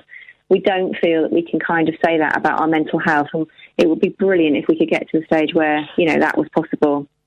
Yeah, I think, can I just say as well, I think something really important from that, that other people's stories, absolutely, that was, because you can read the kind of the medical type books about what it is and everything, but it's that human connection that you can relate to somebody, and through the fortunate position now I've been in with like you said, being a champion for Time to Change, people contact me, and it just makes me feel really happy that you can offer some sort of hope to someone that's in that place. Because being there, you don't want anyone to experience that.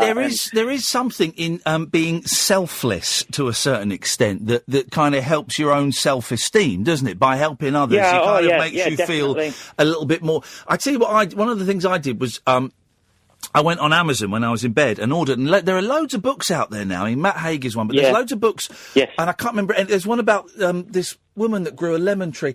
I can't think what it's called. There's loads underneath of a lemon tree. That's it. And there's loads of these books about people, some in, kind of high-powered jobs, some in, inverted commas, normal jobs. And they've written these wonderful accounts about how their life was, in inverted commas, normal, and then suddenly they got hit by it. And it could be because, something happened, they got divorced or someone died, or it could be it just came on them one day, and then they write about their recovery. And so I bought loads of these books, and when I felt well enough, I'd start reading these books, and they were quite inspirational. Some of them didn't click with me, but some of them, Matthew, some of them were really spot on. I thought, I can identify with them. Well, I've just wrote one. Have you written one? Yeah. Oh, give it a plug. Give it a plug, Matthew. This is brilliant. What is it? It's self-published on Amazon. It's called Something Changed, but you mentioned divorce. That's something I write about as well, because it was something that just helped me a lot. Right, I didn't realise I could write, and just expressing it helped me a lot, and it helped me to understand it, put a bit of distance between myself and the situation. And anyway, it's out in paperback soon. Wait, hang on a minute. Right, well, in that case, because let's give this the full plug it deserves. So it's under the direct. So Matthew Williams is the name. What's the book called? I'm going to have a look. Something Changed, and then it's subtitled "Stumbling Through Divorce, Dating, and Depression." There it is. I've seen it. Jolly little read. There we go. But one of the things that, and going to what Jo said about. Again, other people's stories and us not wanting to dwell on the dark side of it. I mean, one of the things that I really want, in my own little way, to get across to people is that it's taught me that, and particularly, I was at this Time to Change celebration at Whitehall on Monday, and I pinched myself how the very, very worst experiences I could ever imagine going through have led directly to some of the very best. Yeah. And I wouldn't change it. I've learned so much about myself. It helps you to connect more with other people, and it really does. It can improve your life for the better. Yeah. Oh, you come out the other side of it. You've got a skill set that, and also, I don't know if you're like me, and you kind of hinted at it earlier on. I know what the signs are now. I know if certain little things happen, or I find myself acting in certain little ways, I'm well enough to sit back and go, "Oh, something's coming on here," and I'm more in tune with my body and my soul, man. But it's true. It's true. I am. And that's great. Sorry. Go on. You two are too polite. You two are too polite. Just stuck someone's steam in there. Go on. Well, I was just thinking there was a story. I don't know whether any of you saw it. Went viral about a woman who had basically sent an email to her team saying, "Today I'm not doing so good, so I'm going to take a couple of days off to look after my mental health because I know, like you were saying, you know enough about it to be on the cusp of something." Yeah.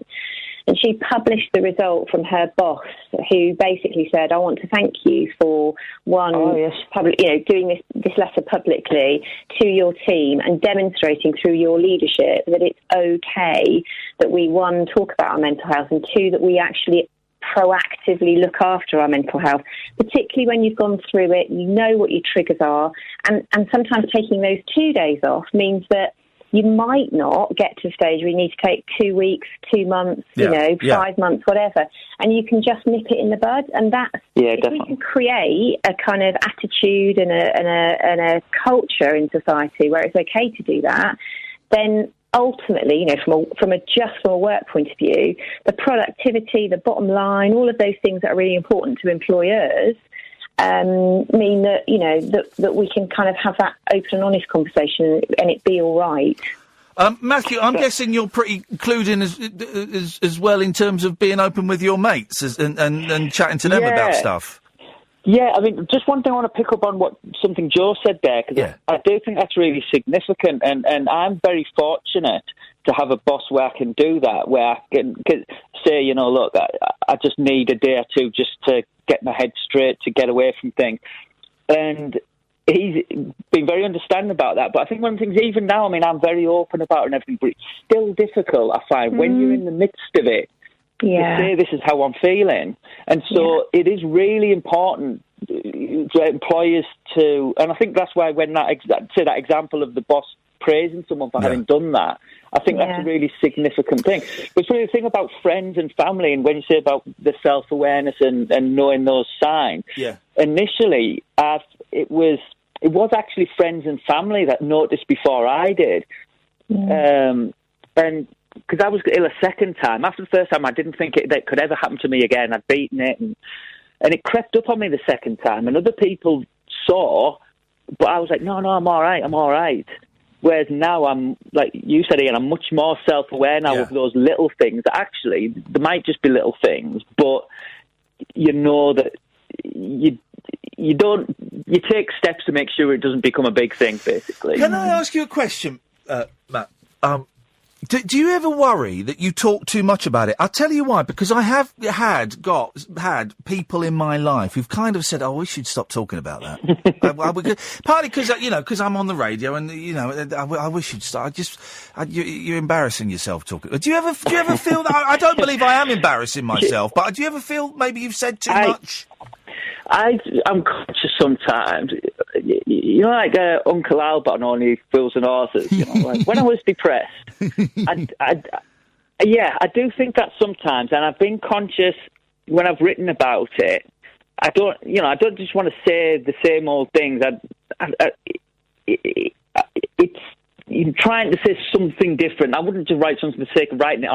I don't want to mire myself in the headspace of having been depressed. Yeah. But for me, in terms of as a champion, an advocate, whatever you want to call it, then whenever I do think, am I going on about it too much? I just think no, because I know how much difference it makes to people, and the people that contact me, you know, who will, and you know, I've had it just today, someone saying, you know, thank you so much, you know, I don't even know you, and you've just said this, told me exactly how I feel, and it's given me some hope, and so yeah, some people do get sick of it. It's the people that it makes a difference to that kind of matter, really.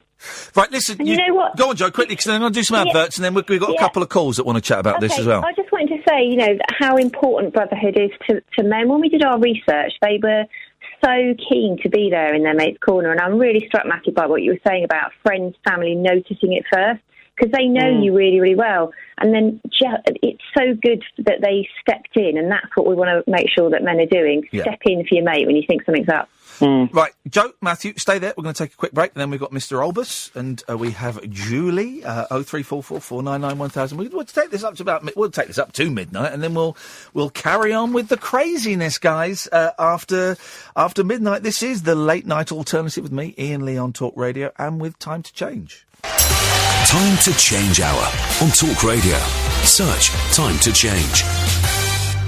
Closing time conversation for tax inspectors, taxi drivers, and taxidermists. Great big talk for the wee small hours. You've been trolling me big time, mate. The Late Night Alternative with Iain Lee on Talk Radio.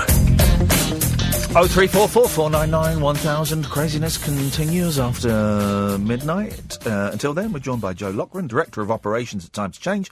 We've got Matthew Williams, and we've got Michael's called in. Evening, Michael. Hi, Ian. Hey, man, what you got for us?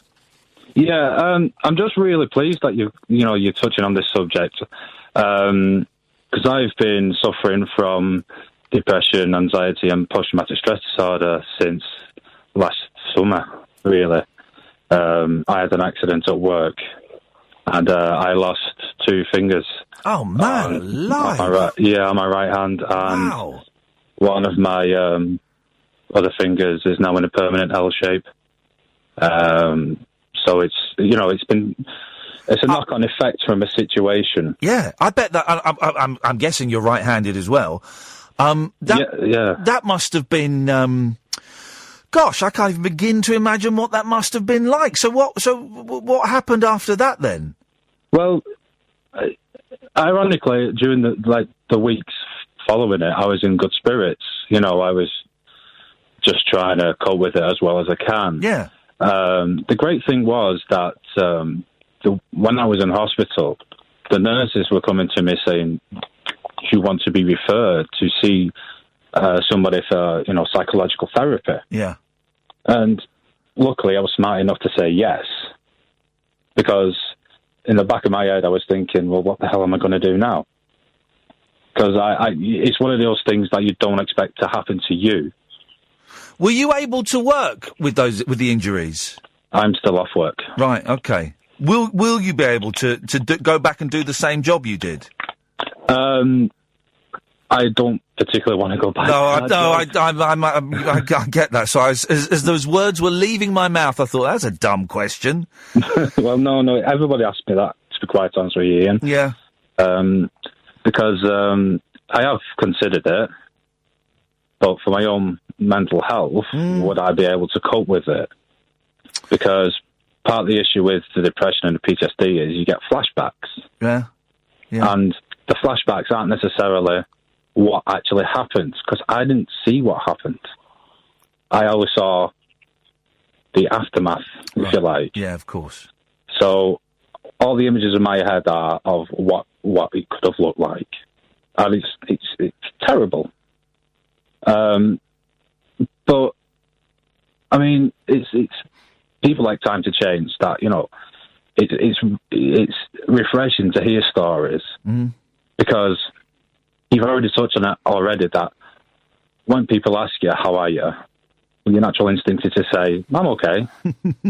When inside you're just thinking, I just want to go home. I just want to crawl into bed and just stay there. Yeah, I think it's a weird quirk of our language and our society that's everyone's got doing this play acting thing. You're inside, you're screaming, I want to kill myself today. And outside you go, yeah, no, I'm fine, thanks. You doing all right? Yeah, good. Where are you now then, Michael, in terms of your head and your soul and everything? What's going on for you now? Well, it got to about a year, roughly, to the day, and I was finding myself running up to the specific day, really nervous, really anxious, very low. And then it was the week after, and I was continuing to feel bad. And I just suddenly was sat down on my bed. I avoided people. I was still talking to people, but I was just, in the back of my head, I was like, just go away. Just leave me alone. And I sat on my bed and I thought to myself, I literally can't do this anymore. Yeah. I need to snap out of this. And what I started to do then was look into volunteer work. Was start to think about what can get me out of bed at a reasonable time, like I used to for work. So I just thought, right, I'll go to the gym. I'll do some cardio work and just see where I can go from there. Yeah.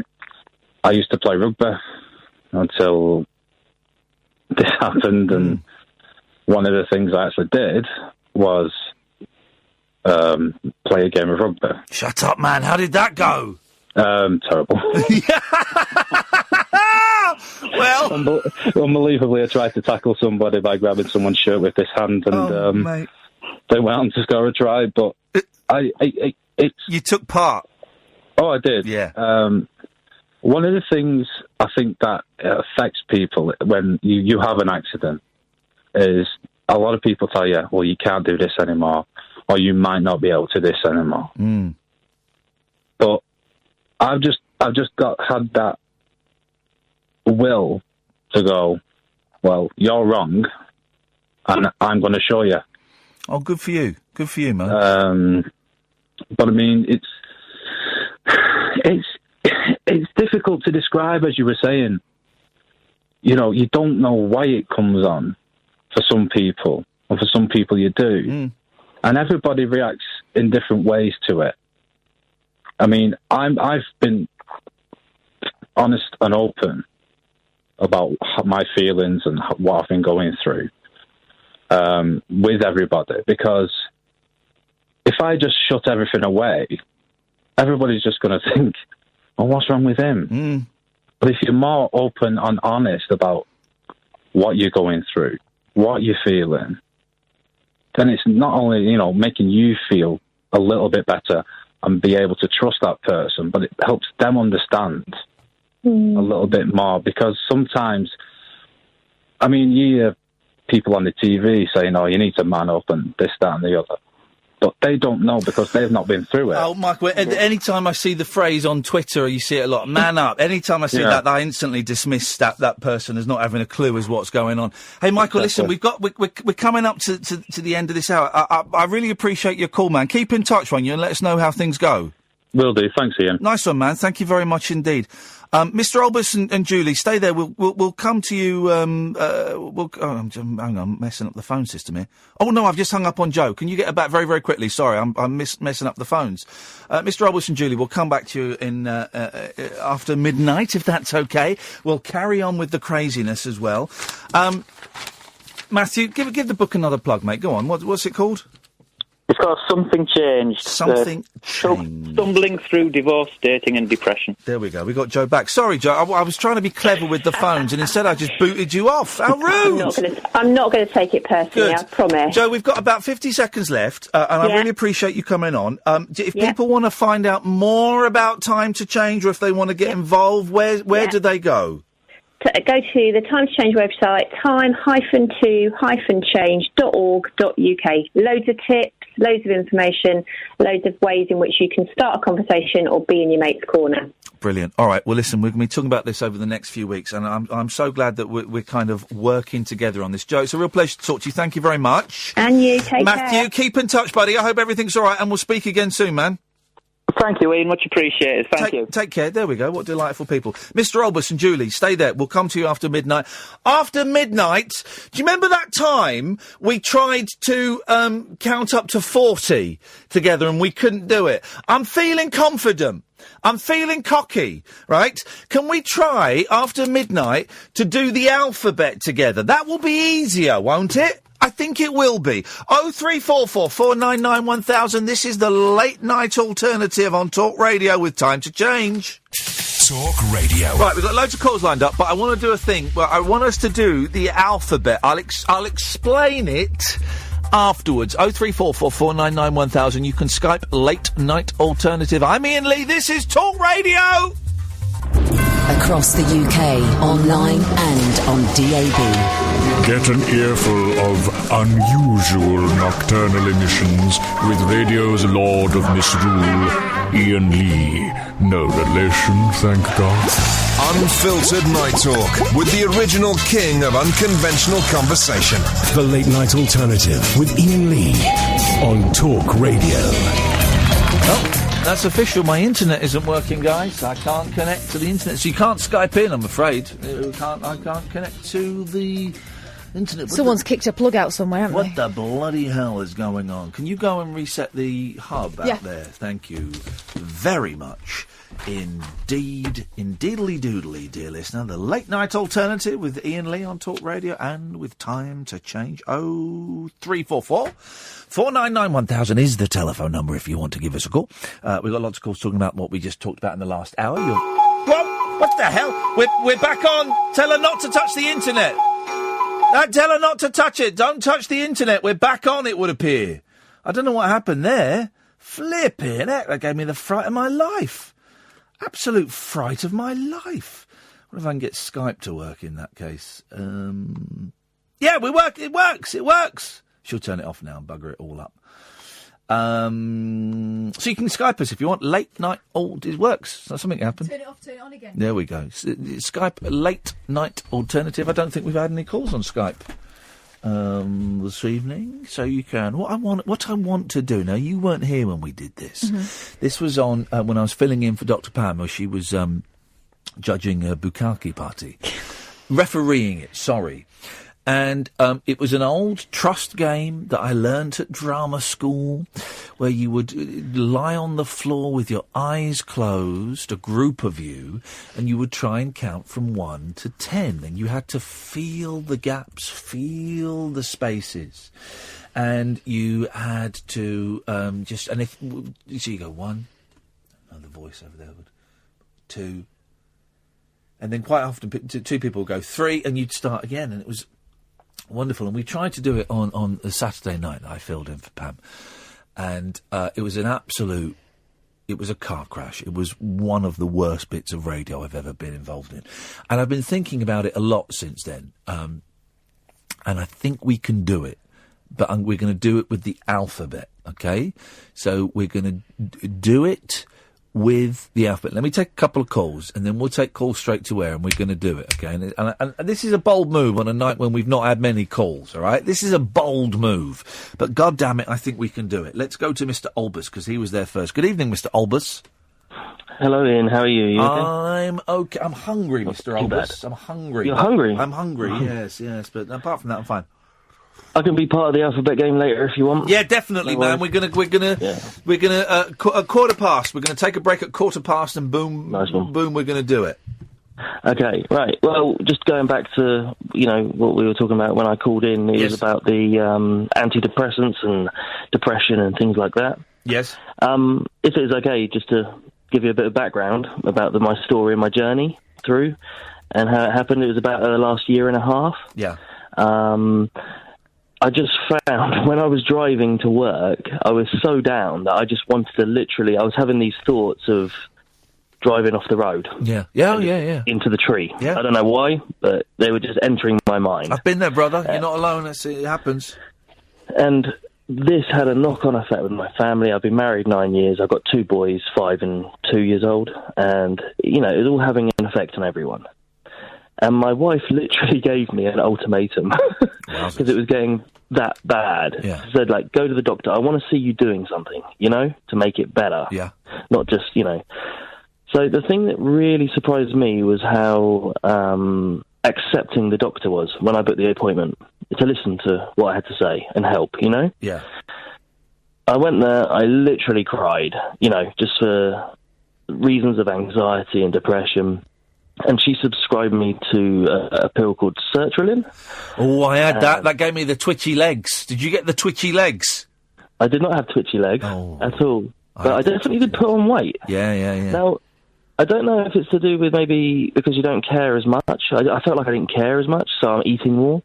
I don't know. I can't quite work it out, right, because I've Googled it online and I've read so many different things. My theory is, as to why I put on weight with mirtazapine, it wasn't any of the other drugs, it was mirtazapine that made me put on weight. My theory is that I don't actually know when I'm full up because of this drug. I don't know when I'm full up, so I can just keep shoveling stuff. Also, I've read some suggestions that it makes you process sugars and fats and all those. It makes you process it differently. Now, whether that's true or not, I don't know. But it kind of makes sense. That, Go on. Definitely with beer like that, especially at the end. And when I get to the end of the tale, I'll tell you what I've done to come off of that as well. Yeah, go on. And maybe the steps I've done. But I think the important thing is when you get subscribed those depressants is to follow their advice. Yeah. First of all, because they definitely say go to some sort of therapy. I actually tried something really different. They offered me something that they don't normally do, which is ESB therapy, which is like electrical brain stimulation or something. Is that what we used to? Is that the thing where you've got to bite down on a leather? No, no, because that's making a comeback. ECT. Bizarre, yeah, that's making a comeback. I read they're doing that again. 2 vibrating. Well, this is going to sound rude. I'm not trying to sound rude. I'm just saying it is like 2 electrical vibrating things. Wow, what? But Are you sure it was a doctor you went to see? It was, I promise. Wow. I promise. And it was to get your right and left part of your brain to work and process something that maybe happened in your past. Okay. Right, well, yeah. So you can deal with it. So it processes it. It was kind of bizarre, but it really did work. And what you were saying about how you can now deal with things and you can read yourself, maybe when you're getting worked up or when you can tell little signals in your body of what's happening and how to stop yourself. Yeah. That's the skill set I felt I learned. And then after a year and a half, now, this is very recent now, I felt that I could come off the sertraline. Yeah. But what I did at the same time was I cut sugar out completely. Here we go. Because I'm looking at the sugar-free diet, isn't it? So everything's linking up. I've got a book in my car about going on a sugar-free diet. Yeah, I cut sugar out and I exercised at the same time. Yep. Because I feel that the exercise perks you up in the morning, particularly in the morning. Do it in the morning. Yeah. And I felt that really, really, honestly, has helped. Because when you're so used to taking a pill in the morning or whatever, that helps you. But I found that the exercise and coming off sugar has definitely helped, and hopefully I'll start losing the weight. That's the thing I'm most concerned about. Yes, I know. It's that thing of I'm feeling depressed because I'm fat, and it's a thing. Exactly. But I'm glad all of that worked for you, and different things work for different people. Yeah. It works to a point, but I don't ever think I've won. Do you know what I mean? No. You always think it's there, and that's the thing that is kind of depressing about this world, isn't it? But at least I'm doing something, and I think it's working. We're all going to die. Mr. Albas, can I ask you a question that you may not be able to answer? What is Albas oil made of? Well, obviously, what is Albas? Is it a plant? It's a mixture of things. What is it? What is in it? Because it's great stuff, by the way, guys. Oh, man. Love the Albas oil. You got a cold, sprinkle a few drops of that on the pillow, put a little bit on a tissue, beautiful. And you're sorted. Yeah. Exactly. But what is it? What the hell is in it? What are we putting on our pillows? Well, I'll have to find out the ingredients for you, but I'm sure it's got eucalyptus in it and things like that, but it's a lifesaver. I want to make some Albas oil of my own. That's what I'm going to make my own brand Albas oil, and I have to call it Ubus oil or something. Ubus Alice branded thing. That's what. Yeah. Anyway, thanks for listening to me, man. Hey, nice one, man. I'm glad you started calling. I appreciate it. Thank you very much. Let's go to Julian. Hey, Julian. Julian. 1 second. Yep. Hello. I'm just putting petrol in the car. So no! Hey, listen! Don't do that. Because last time, about a month ago, I got out of the car and I got a message on my phone. So I was listening to the message and I had the pump in the car, and the bloke wouldn't turn the pump on. And I looked over us and I was going, turn the. And he said, "Put your phone down." But that's a myth. They don't start fires. They're very paranoid about that. You could blow up a whole petrol station. It's a myth. One phone call. It's a myth, guys. Anyway, go on. It must be. Well, it was a sympathy call about an hour ago when you said you weren't getting many callers. No one was calling in. It was the weirdest thing. I don't know what's going on. I was surprised to hear you say that. So I thought I'd give you a call, but then the person on the other line said. Call back later. Yeah, we don't. We're going to do something a little bit. We're going to be doing that for the next 3 or 4 weeks. So I appreciate your sympathy call. That's all right. No, I do genuinely. For you. As I've said to you before, I used to do local radio, and we were really desperate for calls. I got so desperate that I used to record fake ones. Oh no, brilliant! That's brilliant. And I would have arguments with people. It was all like old stuff from the Human Zoo or angry callers to Talk Sport or Talk Radio. Yeah. And I would silence out the presenter, and then I'd sort of ad-lib to sort of time it. So one night, one guy who was presenting with me, even he didn't realise that it was. Oh wow! It was fake. Fake news. Fake news. Here's what I'm thinking, Julian. I've kind of this is starting. I said this earlier to someone, and it's starting to feel like an idea. We got some brilliant guests coming up between now and Christmas, and I'm kind of thinking in the new year I'm going to stop unless we get offered Paul McCartney or something like that. Or John Lennon. Yeah, if we got John Lennon, man alive, I'd give him 3 hours. But I'm going to say for and this is not going to be a hard and fast rule, so if I bend it, I'm cool with it. But I'm going to say for a couple of months, January and February, I'm going to knock the guests on the head. Not literally, that would be weird.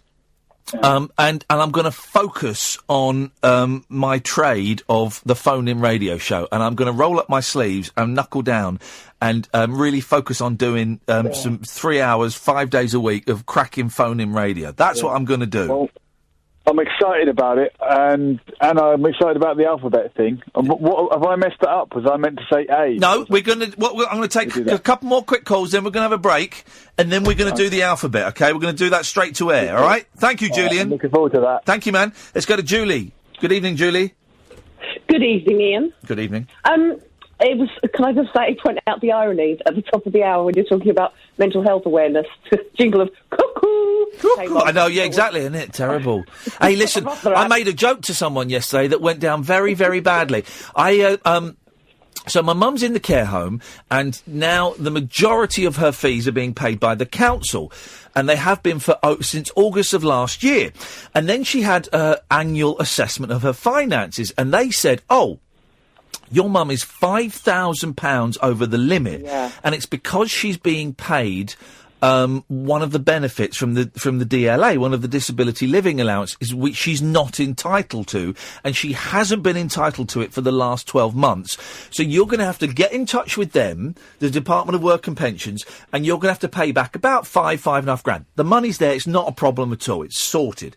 So I phoned up the DWP and I said, right, I've got in a very odd position in that I want to pay you about £5,500. I don't know how much it is. You've been paying my mum this benefit for a year. She's not entitled to. How do we sort this out? Right? And they said, well, we haven't got your power of attorney form, so we can't really talk to you, but this is what needs to happen. So this was in September.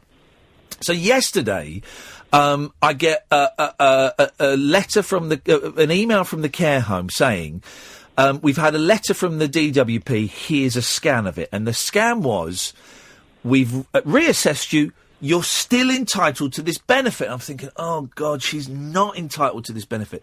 So then I had to phone up Bucks County Council, and I spoke to this woman, and I said, right, I'm in an odd position. You sent me a letter at the end of August saying that mum isn't entitled to this benefit. I've spoken to the DWP. They've reassessed her. They've said that she is entitled to the benefit, and I know she isn't. We owe them about £5.5 grand. What can we do? And this woman was lovely, right? And she was at home. And I could hear Spice Girls music in the background, really loud, right? And I thought she was in the office. She said, I'm sorry if you can hear the Spice Girls in the background. I'm at home. My daughter's got chicken pox. And what was brilliant, and you'll know this sound, Kath, and any parent will know this sound. She said, my daughter's got chicken pox. And what I heard was, Mum! I'm sorry, she hasn't got chicken pox. She's just not very well. And I said, oh, OK, right, fine. And she said, right, let me just look. And she got on the computer. Let me look up your mum's case. Right, OK. OK, let's ask a couple of questions just to check all this out. So your mum's there. How long has she been there? Right. How long have we been paying? OK, right. Now, your mum's not been there because she's been sectioned for her mental health, has she? And I went, no. I mean, mum is completely nuts. Silence. But she's not mentally ill, no. OK, next question. Oh, man alive. You don't make jokes about people being nuts to people that deal with mental health on a level like that. But you should be able to, in the same way that it really resonated with me for the first single was cuckoo. You know, my mum is nuts. She's absolutely bonkers. Everyone's mum's nuts, aren't they? I think they are. The best mums are nuts. Anyway, Julie, go on. I just wanted to say, because you've been kind of talking about the mental health awareness and men kind of specifically. Yes. I want to say it's really nice to hear men being open and honest. And I've got some male friends of mine who can't talk to their wives because they feel that, I suppose because they are the breadwinner, the man of the house, that they don't want to put that pressure on or admit it to their wives. One of the articles that I've linked to them, and it's pinned to my top of my Twitter bio, is actually the article that you wrote on your blog. Oh, that thing that got me in trouble. Oh, that thing, yes. Did it? Well, did it? But anyway, I sent it to. It was really refreshing to read that. I mean, for anybody who suffers from any form of kind of mental health conditions, but specifically, I think, for men. So I put that at the top Bless of my... you, thank you. I was asked to go on the Jeremy Vine show. I was asked to go on this morning to talk about it. I went, no, not interested. And then, thank God, about 4 months later, Matt Haig's book came out and he became the target for all of that. And that's the other thing, is that, and I heard his interview when it was first released, and he, I think, was in the studio, and that book has absolutely kind of helped me through a very bad time, but also the people around me who, it's like my husband doesn't understand depression, has never been depressed, and lucky old him, but that book really helped my parents and also my husband to understand, or certainly get some kind of comprehension about how debilitating it can be. But specifically, I think for men, the article is great and the book is great. And do you know what I was thinking today? I was thinking, and I wish I hadn't thought this, because you know what's going to happen. It's going to happen to me. I was thinking, I can't remember the last time I had a migraine. What a stupid... haven't I just? I was thinking, and I cannot remember the last time I had I remember when I've had a couple brewing, but I've got in early. But do you remember that time I couldn't come into work because I'd pulled into a lay-by at 5 in the morning, for 4:30 in the morning, and I had to have the air conditioning on. And I would just open the car and throw up in the street, then shut the car. I couldn't get back because I was blind. And I was thinking, I cannot remember the last time I've had one like that. It means I'm going to get one in the next few weeks. That's what that means, idiot. Julie, that's exactly what that means. Thank you very much indeed. Quick break. You are listening to the Late Night Alternative with me, Iain Lee, on Talk Radio with Time to Change. Take a trip into the alternate reality of late night radio. I think I'm in something like the Matrix, and so are you. The Late Night Alternative. Hello. With Iain Lee. Is there anybody out there? On Talk Radio. Hello. I noticed Rocky's not called in. Rocky's self-inflicted exile has begun. I miss that guy. I don't. He's going to be one of those people who I'm sure I'll be unblocked soon, and a torrent of abuse will come my way. Phone in. Pablo and Simon, we'll come to you in a minute. As you know, we're all looking forward to the release of Nicky Knowles' album, Every Kind of People. There's a new video been posted. By the way, everyone, please go and join this page on Facebook. It's quite a long title, More People Need to See This Video of Nick Knowles Singing. Go and join it. More people. In fact, I'm going to tweet the link. Hang on a second. Everyone, it's a great page. It's a really good community feel. Everyone needs to join this Facebook page. There we go. And they post updates on Nicky Knowles and the album, and this is the latest. Well, the album came about because an A&R man had seen me on a rooftop, a singing and playing session with Biffy Clyro one night until the early hours of the morning, and said to me, "Why don't you do an album?" When I looked at the songs that I'd really fallen in love with over the years, songs like "Body of the Wonderland" by John Mayer, which I think has the most beautiful second verse in the world, it's been very important to me. So it was one I really wanted to include on the album. Your body is a wonderland. He said, hang on, so the reason he's covered a song is it's got the most beautiful second verse of any song going. Well, that is fair play. That is either the most Danny Baker or the most Alan Partridge phone-in. Either way, I'm having it. Which songs have got the second best verse? No. Which songs have got the best second verse? So 03444991000. It's like the Godfather effect. The second one's better than the first. Oh, I've given Catherine a present today. I've given her some powerful voodoo. At long last, I listened to Scott 1, the Scott Walker album yesterday. Bloody hell. Why didn't anyone tell me? I was in the car in tears. Jeez. It's incredible. So I've given it to you because I've now bought a box set of the first 4 albums. Scott 1 to 4 are the ones. You sure you can handle 1 to 4 if 1 was powerful? I don't know if I can, honestly. And some of you will know what I'm talking about.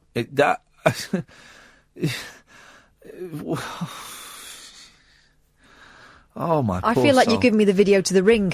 No, not at all. I've given you the key. Oh. You've got the key. Honestly, it's incredible. It is absolutely incredible. You've got to do it in one go. Right, OK, I'll do it tomorrow. There we go. If I can. Let's go to Simon. Evening, Simon. Hello. Hello, Simon. How are you? I'm very well, Simon. How are you? I'm all right, thanks. I just want to phone in and say a big thank you for covering extensively the depression bits and pieces, of which I am a sufferer for the last 20-odd years. How's it going now? How are you doing today? Oh, I'm absolutely fine. I am also a slave to the magic of sertraline. Did you not get the twitchy legs? I get restless legs anyway. Oh, right, OK. But it did give me the zaps once, which was very strange. The zaps? Where did you get the zaps? In the head or the legs? No. It feels like you're having an electric shock. It feels like you're being electrocuted. Oh, bloody just as you fall asleep, yeah, or as you're sort of dozing off, it only happened once. It was really weird, but I did a bit of research on it, and it turned out it's this thing called the zaps. Oh, I want the zaps. And I woke up with a jolt and literally believed I was connected to the main. Mate, the zaps sound awesome. I want the zaps. Give me some of your sertraline. It was good. I mean, it frightened me, but once I realised... You see, here's the thing with depression, right? Knowledge is power. It frightens you. So you look into it and you research it, and you get the answer. Yeah. And so, therefore, the zaps became a figment of fun rather than something to be scared of. And, apparently there's people out there that suffer a lot worse. I mean, I personally, but fortunately, don't really get side effects. So I used to be on different tablets for it. And I decided to come off them because I was missing things. Like, for example, I could smell grass being cut. And the emotion behind that smell, how you're like, oh, smell that. Yeah. You could smell the smells, but the emotions weren't there, and I realised that maybe it's time to come off these. So I did, and depression relapsed, and and I'm afraid, I'm one of these people that I do believe that this is going to be with me for. Oh, I think so. Duration. I think it's going to be. I believe it's going to be. I'm going to ask you the question: can you ejaculate? Yeah. Normally? Yeah. All right, well, lucky old you with your zaps and your semen, eh? lucky old you, Simon! I just got to find someone to share it with, though. That's the trouble. That's the anxiety. See, that's the cruelty of it. Yeah. The anxiety stops me, wanting to get out there and meet someone. And, but I've got a lot of love to give, mate, I tell you. I had a really good question, and I've completely... Oh, yeah, no, you talked... Because I got in touch with my psych about coming off it, and he knows that I'm going through some massive stuff right at the moment, like the biggest stuff you can imagine. And he said, I tell you what, you get a little bit more sorted with that stuff that's going on, and then we'll have a chat about coming off it, or easing it down a little bit. Yeah, go on. Right. Bearing in mind I've suffered for a long time, yeah? Yeah. Why would you want to come off it? Because I want to lose a bit of weight, because I do want to have, sex where there is a finish to it. But also because I see, for me, and this is just for me, I'm not speaking for anyone else, I see the medication as a hand to hold while things are too rough. I would rather not be on the medication for the rest of my life. If I have to be, then so be it. But I have had periods where I've been off medication and been fine for a while, then gone back on it. I'm developing a lot of tools that I'm developing more tools than I've ever had before for coping with it, and I would not like to be taking pills every day for the rest of my life, basically. That's fair enough, and that's just indicative of how we're all different, and there's nothing wrong with that. Me personally, I'll be on them for the rest of my life. They're my three best friends that I see first thing in the morning. Yeah. I know that they keep me functioning and they keep me straight-headed, and because without them I'm a nightmare. My depression different forms. You think you've beaten it in one way, and it manifests itself in other ways. So, you know, I go through phases where I can be excruciatingly angry, or, you know, just down in the dumps or whatever. But the sertraline keeps me level, and that's the one that works for me. I'm also aware, and I have highs and I have lows, but I'm also aware that with the mirtazapine and the venlafaxine that I'm on, that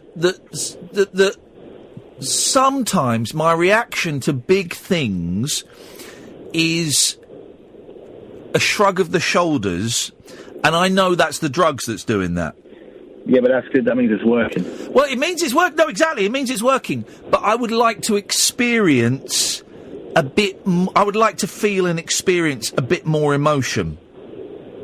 Well, this is what I was going through with the Prozac. This is what happened to me when I had, you know, like I said to you about the smelling the freshly cut grass. Yeah.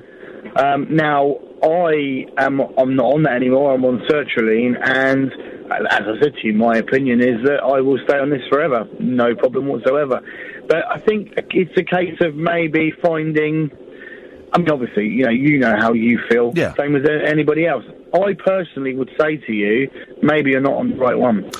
Oh, no, I know what you mean. And I respect you saying that, thank you, and I will say back to you, I think I am, because my doctor is a bloody genius, and he's been tinkering and, kind of coming up with different combinations, and, trust me, with everything that's going on, the fact that I'm able to turn up to work every night and sound as jolly as this means I'm on the right ones. For now, definitely. Absolutely. No, absolutely. I get what you're saying. I really do. I mean, I personally think that, like I said, I wouldn't dare to tell anybody, because at the end of the day, we're all different. What we all have in common, mind you, is that we are all looking for the answer. And for all of us to be able to talk like we can now, as a community, if you like, means that hopefully we will get the answer. Because if I give, and this is going to sound quite strange, but I actually consider my anxiety and my depression to be a gift. They're mine. Nobody else can have them. Because what it means is that I now have the ability, through being poorly and having done the research that I've done and the feeling the way I felt, to be able to help other people. There was nobody there for me when it started for me. I thought I was going crazy. Simon, I appreciate your call, mate. Thank you very much. Can I just say one more thing? Of course you can. Oh, two more things, just very quickly. One of the things that helped me more than anything was a book that a doctor put me onto. It's called Self-Help for Your Nerves. Yeah. It's by a doctor called Dr. Claire Weeks. She's an Australian old lady, or I think she's dead now. But that... Well, it didn't work for her then, did it? He said jokingly. I know, I'm only joking. I've not heard that one. No, I've not heard that book. From the littlest hobo land, Yeah. So that helped me, and I heartily recommend it. And the other thing is this little piece of this little analogy that might help somebody that's a bit confused, right? Yeah. Look at anxiety and depression like a game of baseball. Uh-oh. Right? Yeah. You're lined up to bat. Now, the healthy mind, the ball would be bowled and you would bat it straight out of the arena. The depressed mind, which is searching for answers, will drop the bat, grab hold of the ball, and start picking the stitching out of it. Because you want to find out what it's all about. I'm not quite sure I get that, but it's going to give me something to think about on the drive home. Okay. Thanks for your call, brother. Cheers, mate. Take care, man. Bye-bye. Did I do the 12:30 break? No, I didn't. Oh, in that case. I was thinking, I can't remember. You're listening to the Late Night Alternative with Iain Lee on Talk Radio, and time to change. 1 in 4 of us will fight a mental health problem this year. Having a mate in your corner can make all the difference. Search Time to Change to find out more.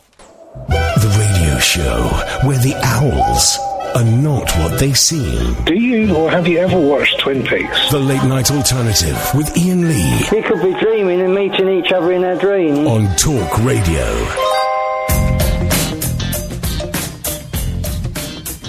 Andrew's unhappy with us. Oh.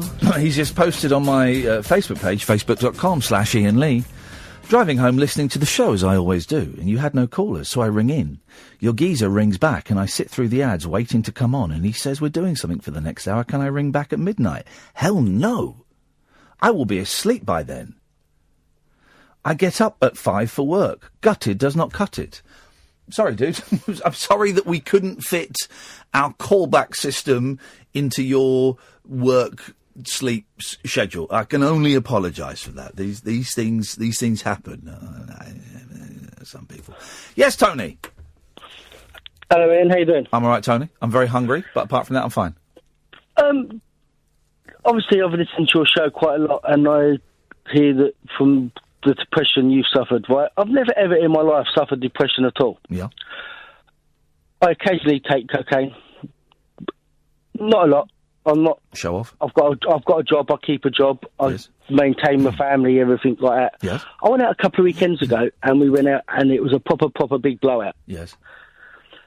Went out on a Friday, come back on a Sunday. 4 or 5 days after... Yeah. I've never felt... I hated everyone. Yeah. I fell out with my mum, fell out with my daughter. I was going to work, fell out with the boss. I don't know what it was. Well, I do. It was a coke come down. I've never ever felt anything like it. It was horrible. I was finishing work at 3:30. Yeah. I was happy to get home, turn my phone off, sit in front of the telly. I just wanted my own company. But all right, listen, I'm not judging you for doing cocaine. I've done drugs and I don't do them anymore. But I mean, how big a blowout? The blowout lasted 3 days. Yeah, I've never done a blowout like that. Well, mate, there's your answer. And you're getting. I'm going to say this. It's going to sound like a joke. It's not. You're not getting younger. You are getting older. That stuff becomes harder and harder to recover from. And the symptoms you are describing, being angry at people that you love for no reason, that's a classic coke come down. I'll go out on a Friday, do whatever. Yeah. Go to work on a Saturday. I'm not saying I'm mad, bang on it, but I've never had a big blowout like that. Yeah. I'll have a Friday night session, go to work Saturday. But is that a normal thing to have? I've never ever done 2-3 days on it like that, like I did. How old are you, Tony? 41. I would say that's just starting to get to the age when doing a 3-day bender is actually, properly dangerous. I mean, like heart attack dangerous. I know, but what? I agree. No, 100% you're right, but it's just the depression side of it. I've never, ever experienced that in my life. No. And I just thought, How long ago was this weekend just gone? 2 weekends ago. How are you feeling now? I feel all right now. Yeah. I went on the Friday, got back on the Sunday, and then until Wednesday, Thursday last week, I hated the world. Yeah. And I woke up Friday and it was like... Listen, I'm not going to tell you whether you got depression or not, but from my experience of life, what I am hearing sounds just like a classic cocaine come down. How much coke did you do that weekend then? You personally? Personally, I paid 300 quid's worth in 2 days. What is it? Is it still 50 quid a gram? I bought £200 worth in a big lump, and then I bought 3 separate packets the day before I went. And how much of that did you do? A lot.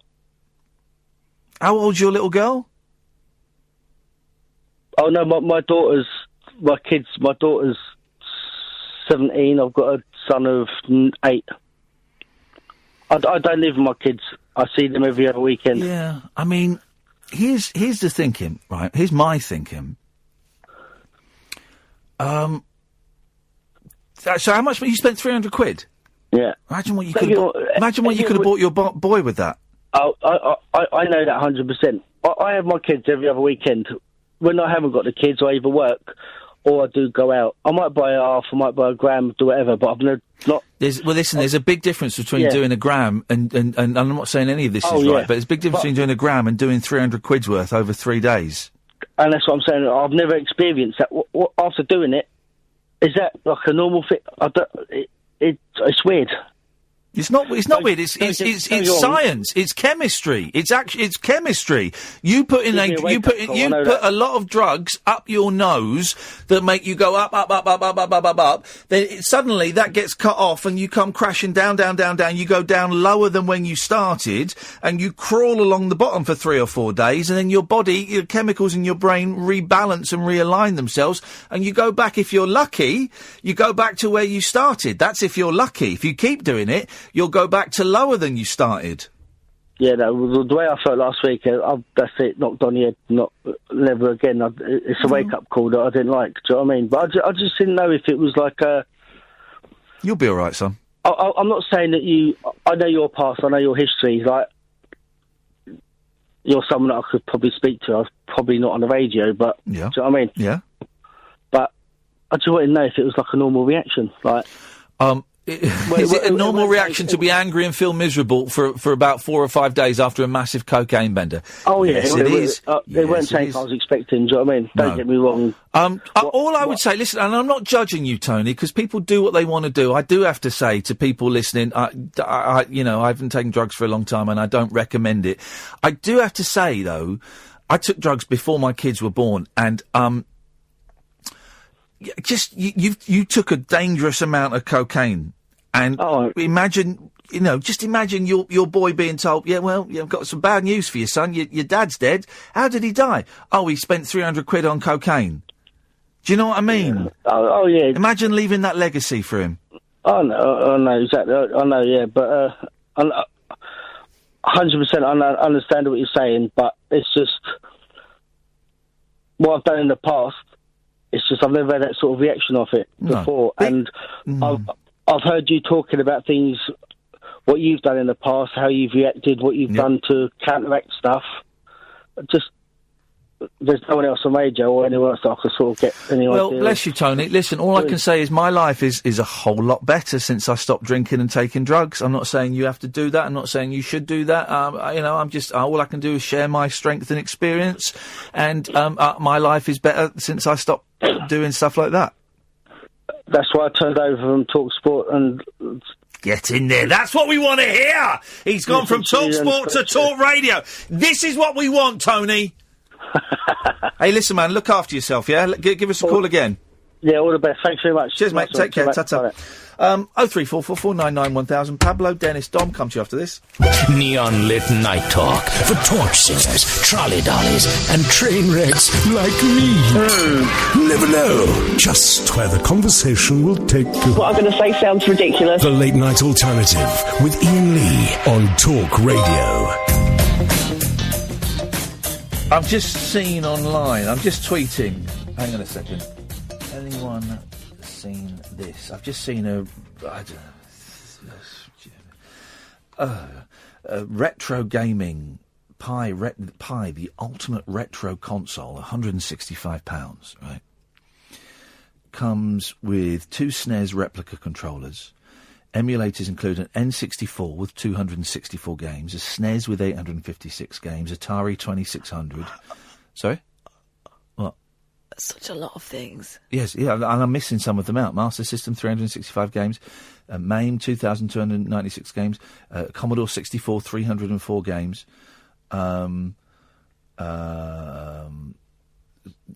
So, what I've done, what I would like to do is I would like to crowdfund... Because I can't spend out £165 on that. I've just spent a load of money on stupid holiday. But what I'd like to do is I'd like to crowdfund it. And for yourself? Pay for it. I'd like you listeners to pay for it, and I will talk about it on the radio. And that will be the deal. So it's almost like you're playing with them, but you obviously don't want any contact. Yes, I don't want... Yeah. So that would be great. Seems fair. If anyone could, that would be wonderful. Yes, Dennis? Dennis? Good evening. Good morning, Ian. He's hovering over the cut-off button there. I'm totally amazed that you get depressed. You're the most lively chap I've ever lived. Well, there you Well, listen, here we go. because you're lively. Yes. I'm terribly sorry if you do get depressed. Yes. sorry. Nobody can offer you any. I mean, I get a morning laughing.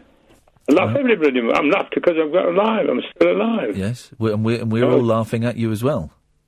I know, but I don't get depressed. But I'm amazed at you, and I am sorry. Well, bless you. You're a good man, Dennis from Dunstable. You're a good man. Anyway, all the best, and just stop worrying, for Christ's sake. Up your bum. Let's go to our first Skype call of the evening. Good evening, Bruce. How's it going, Ian? I'm on the train station here in Melbourne. That's great news. Yeah, I thought I'd give you a call. It's a bit hard to hear the show in Australia because you've got to hear it on the interweb. Yes, that's exactly how. That's how you can listen. Well, it's not. It's hard to hear in Australia because you've got to listen on the internet. Well, how hard is it to get on the internet? Well, it's not hard to get on the internet, but you know when you turn the radio on in the morning, next to the clock radio and all that stuff. Yes. You can't do that with the interweb. No, that's true. That's correct. Yes. Do you want me to go to random people on the platform and see if they know who you are? That'd be fantastic. Yeah, go on. Mention the Laugh Out Loud program. See if they go on. Yeah.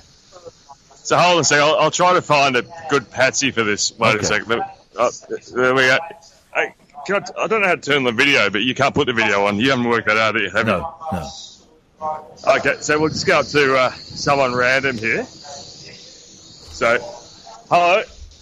You're on the radio in the UK. Is it okay to ask you just a quick question? Sure. Have you seen the program, Have You Seen Dogs Laugh Out Loud and all that stuff on Channel 7? No, I haven't. I don't watch TV, mate. Yeah, so he hasn't heard of you, Ian? That guy's a loser. Find a winner. Okay, we'll find a winner. Hold on a second. Excuse me? Hello? Do you watch Channel 7? No. No. Oh, but you didn't watch Dogs That Make You Laugh Out Loud? You know the program where they have the funny dogs? No. Can you hear that, Ian? Yeah, I can hear the sound of a loser.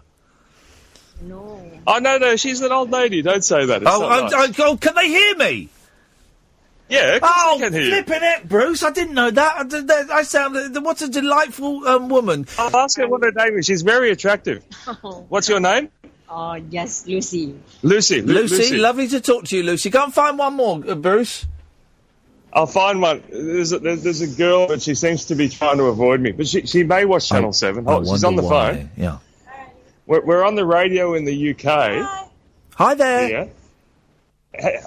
We're in the radio in the UK. What's your name? Hi, Kathleen. Kathleen. Now, Kathleen, do you watch Channel 7 on occasions? Not really. But have you seen that program Dogs That Make You Laugh Out Loud? You know the funny YouTube thing where they have the dogs and they... It's a television show. It's a television show, yeah.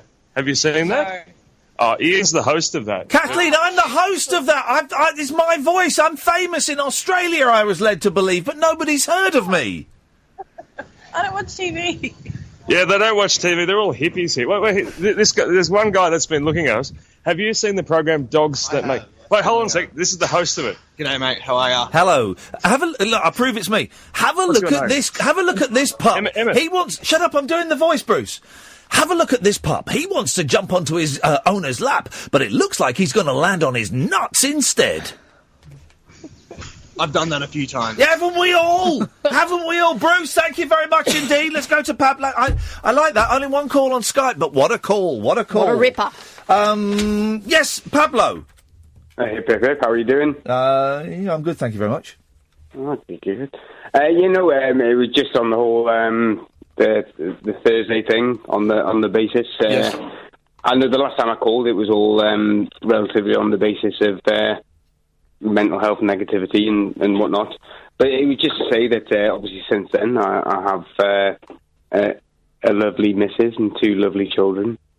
Everything all turned round, so whenever it seems darkest before the dawn, it generally will turn out all right in the end. Well, this is the thing, and it's hard to remember when you're in the middle of it that it will, this too shall pass. But it's hard for some people to grasp that, and that's why we lose so many. Pablo, listen, I'm really sorry to be quick, but we're coming towards the end of the show. No. Thank you, brother. We will speak soon. Good evening, Dom. You're the last call of the evening. B. Hello? B.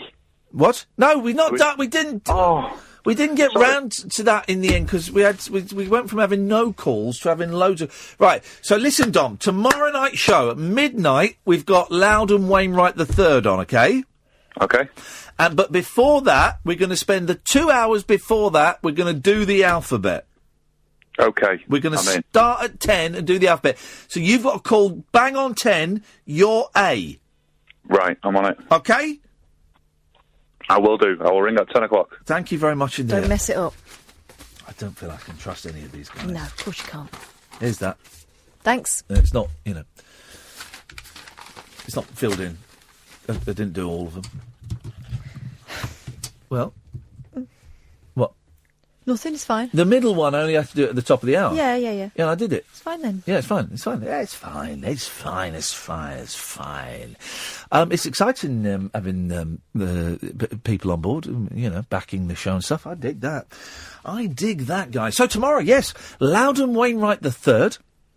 But more importantly, you and I, dear listener, are going to go on a journey through the alphabet of love. Not the alphabet of love, just the alphabet. And we're going to do a little trust game so we can all be a little bit closer than we are. And we will start with Dom as A, and we will work through the alphabet. How's about them apples? Thank you, Sam. Thank you, Catherine. Don't forget to go and download the podcast. If you download them from iTunes, then we'd appreciate it if you left a little comment and a 5-star review. There's a new episode of The Rabbit Hole that came out yesterday, Thursday as well, so you might want to go and get that, the first one that we recorded in sunny Scunny. I am Iain Lee. You have been listening to The Late Night Alternative. Back tonight at 10 on Talk Radio.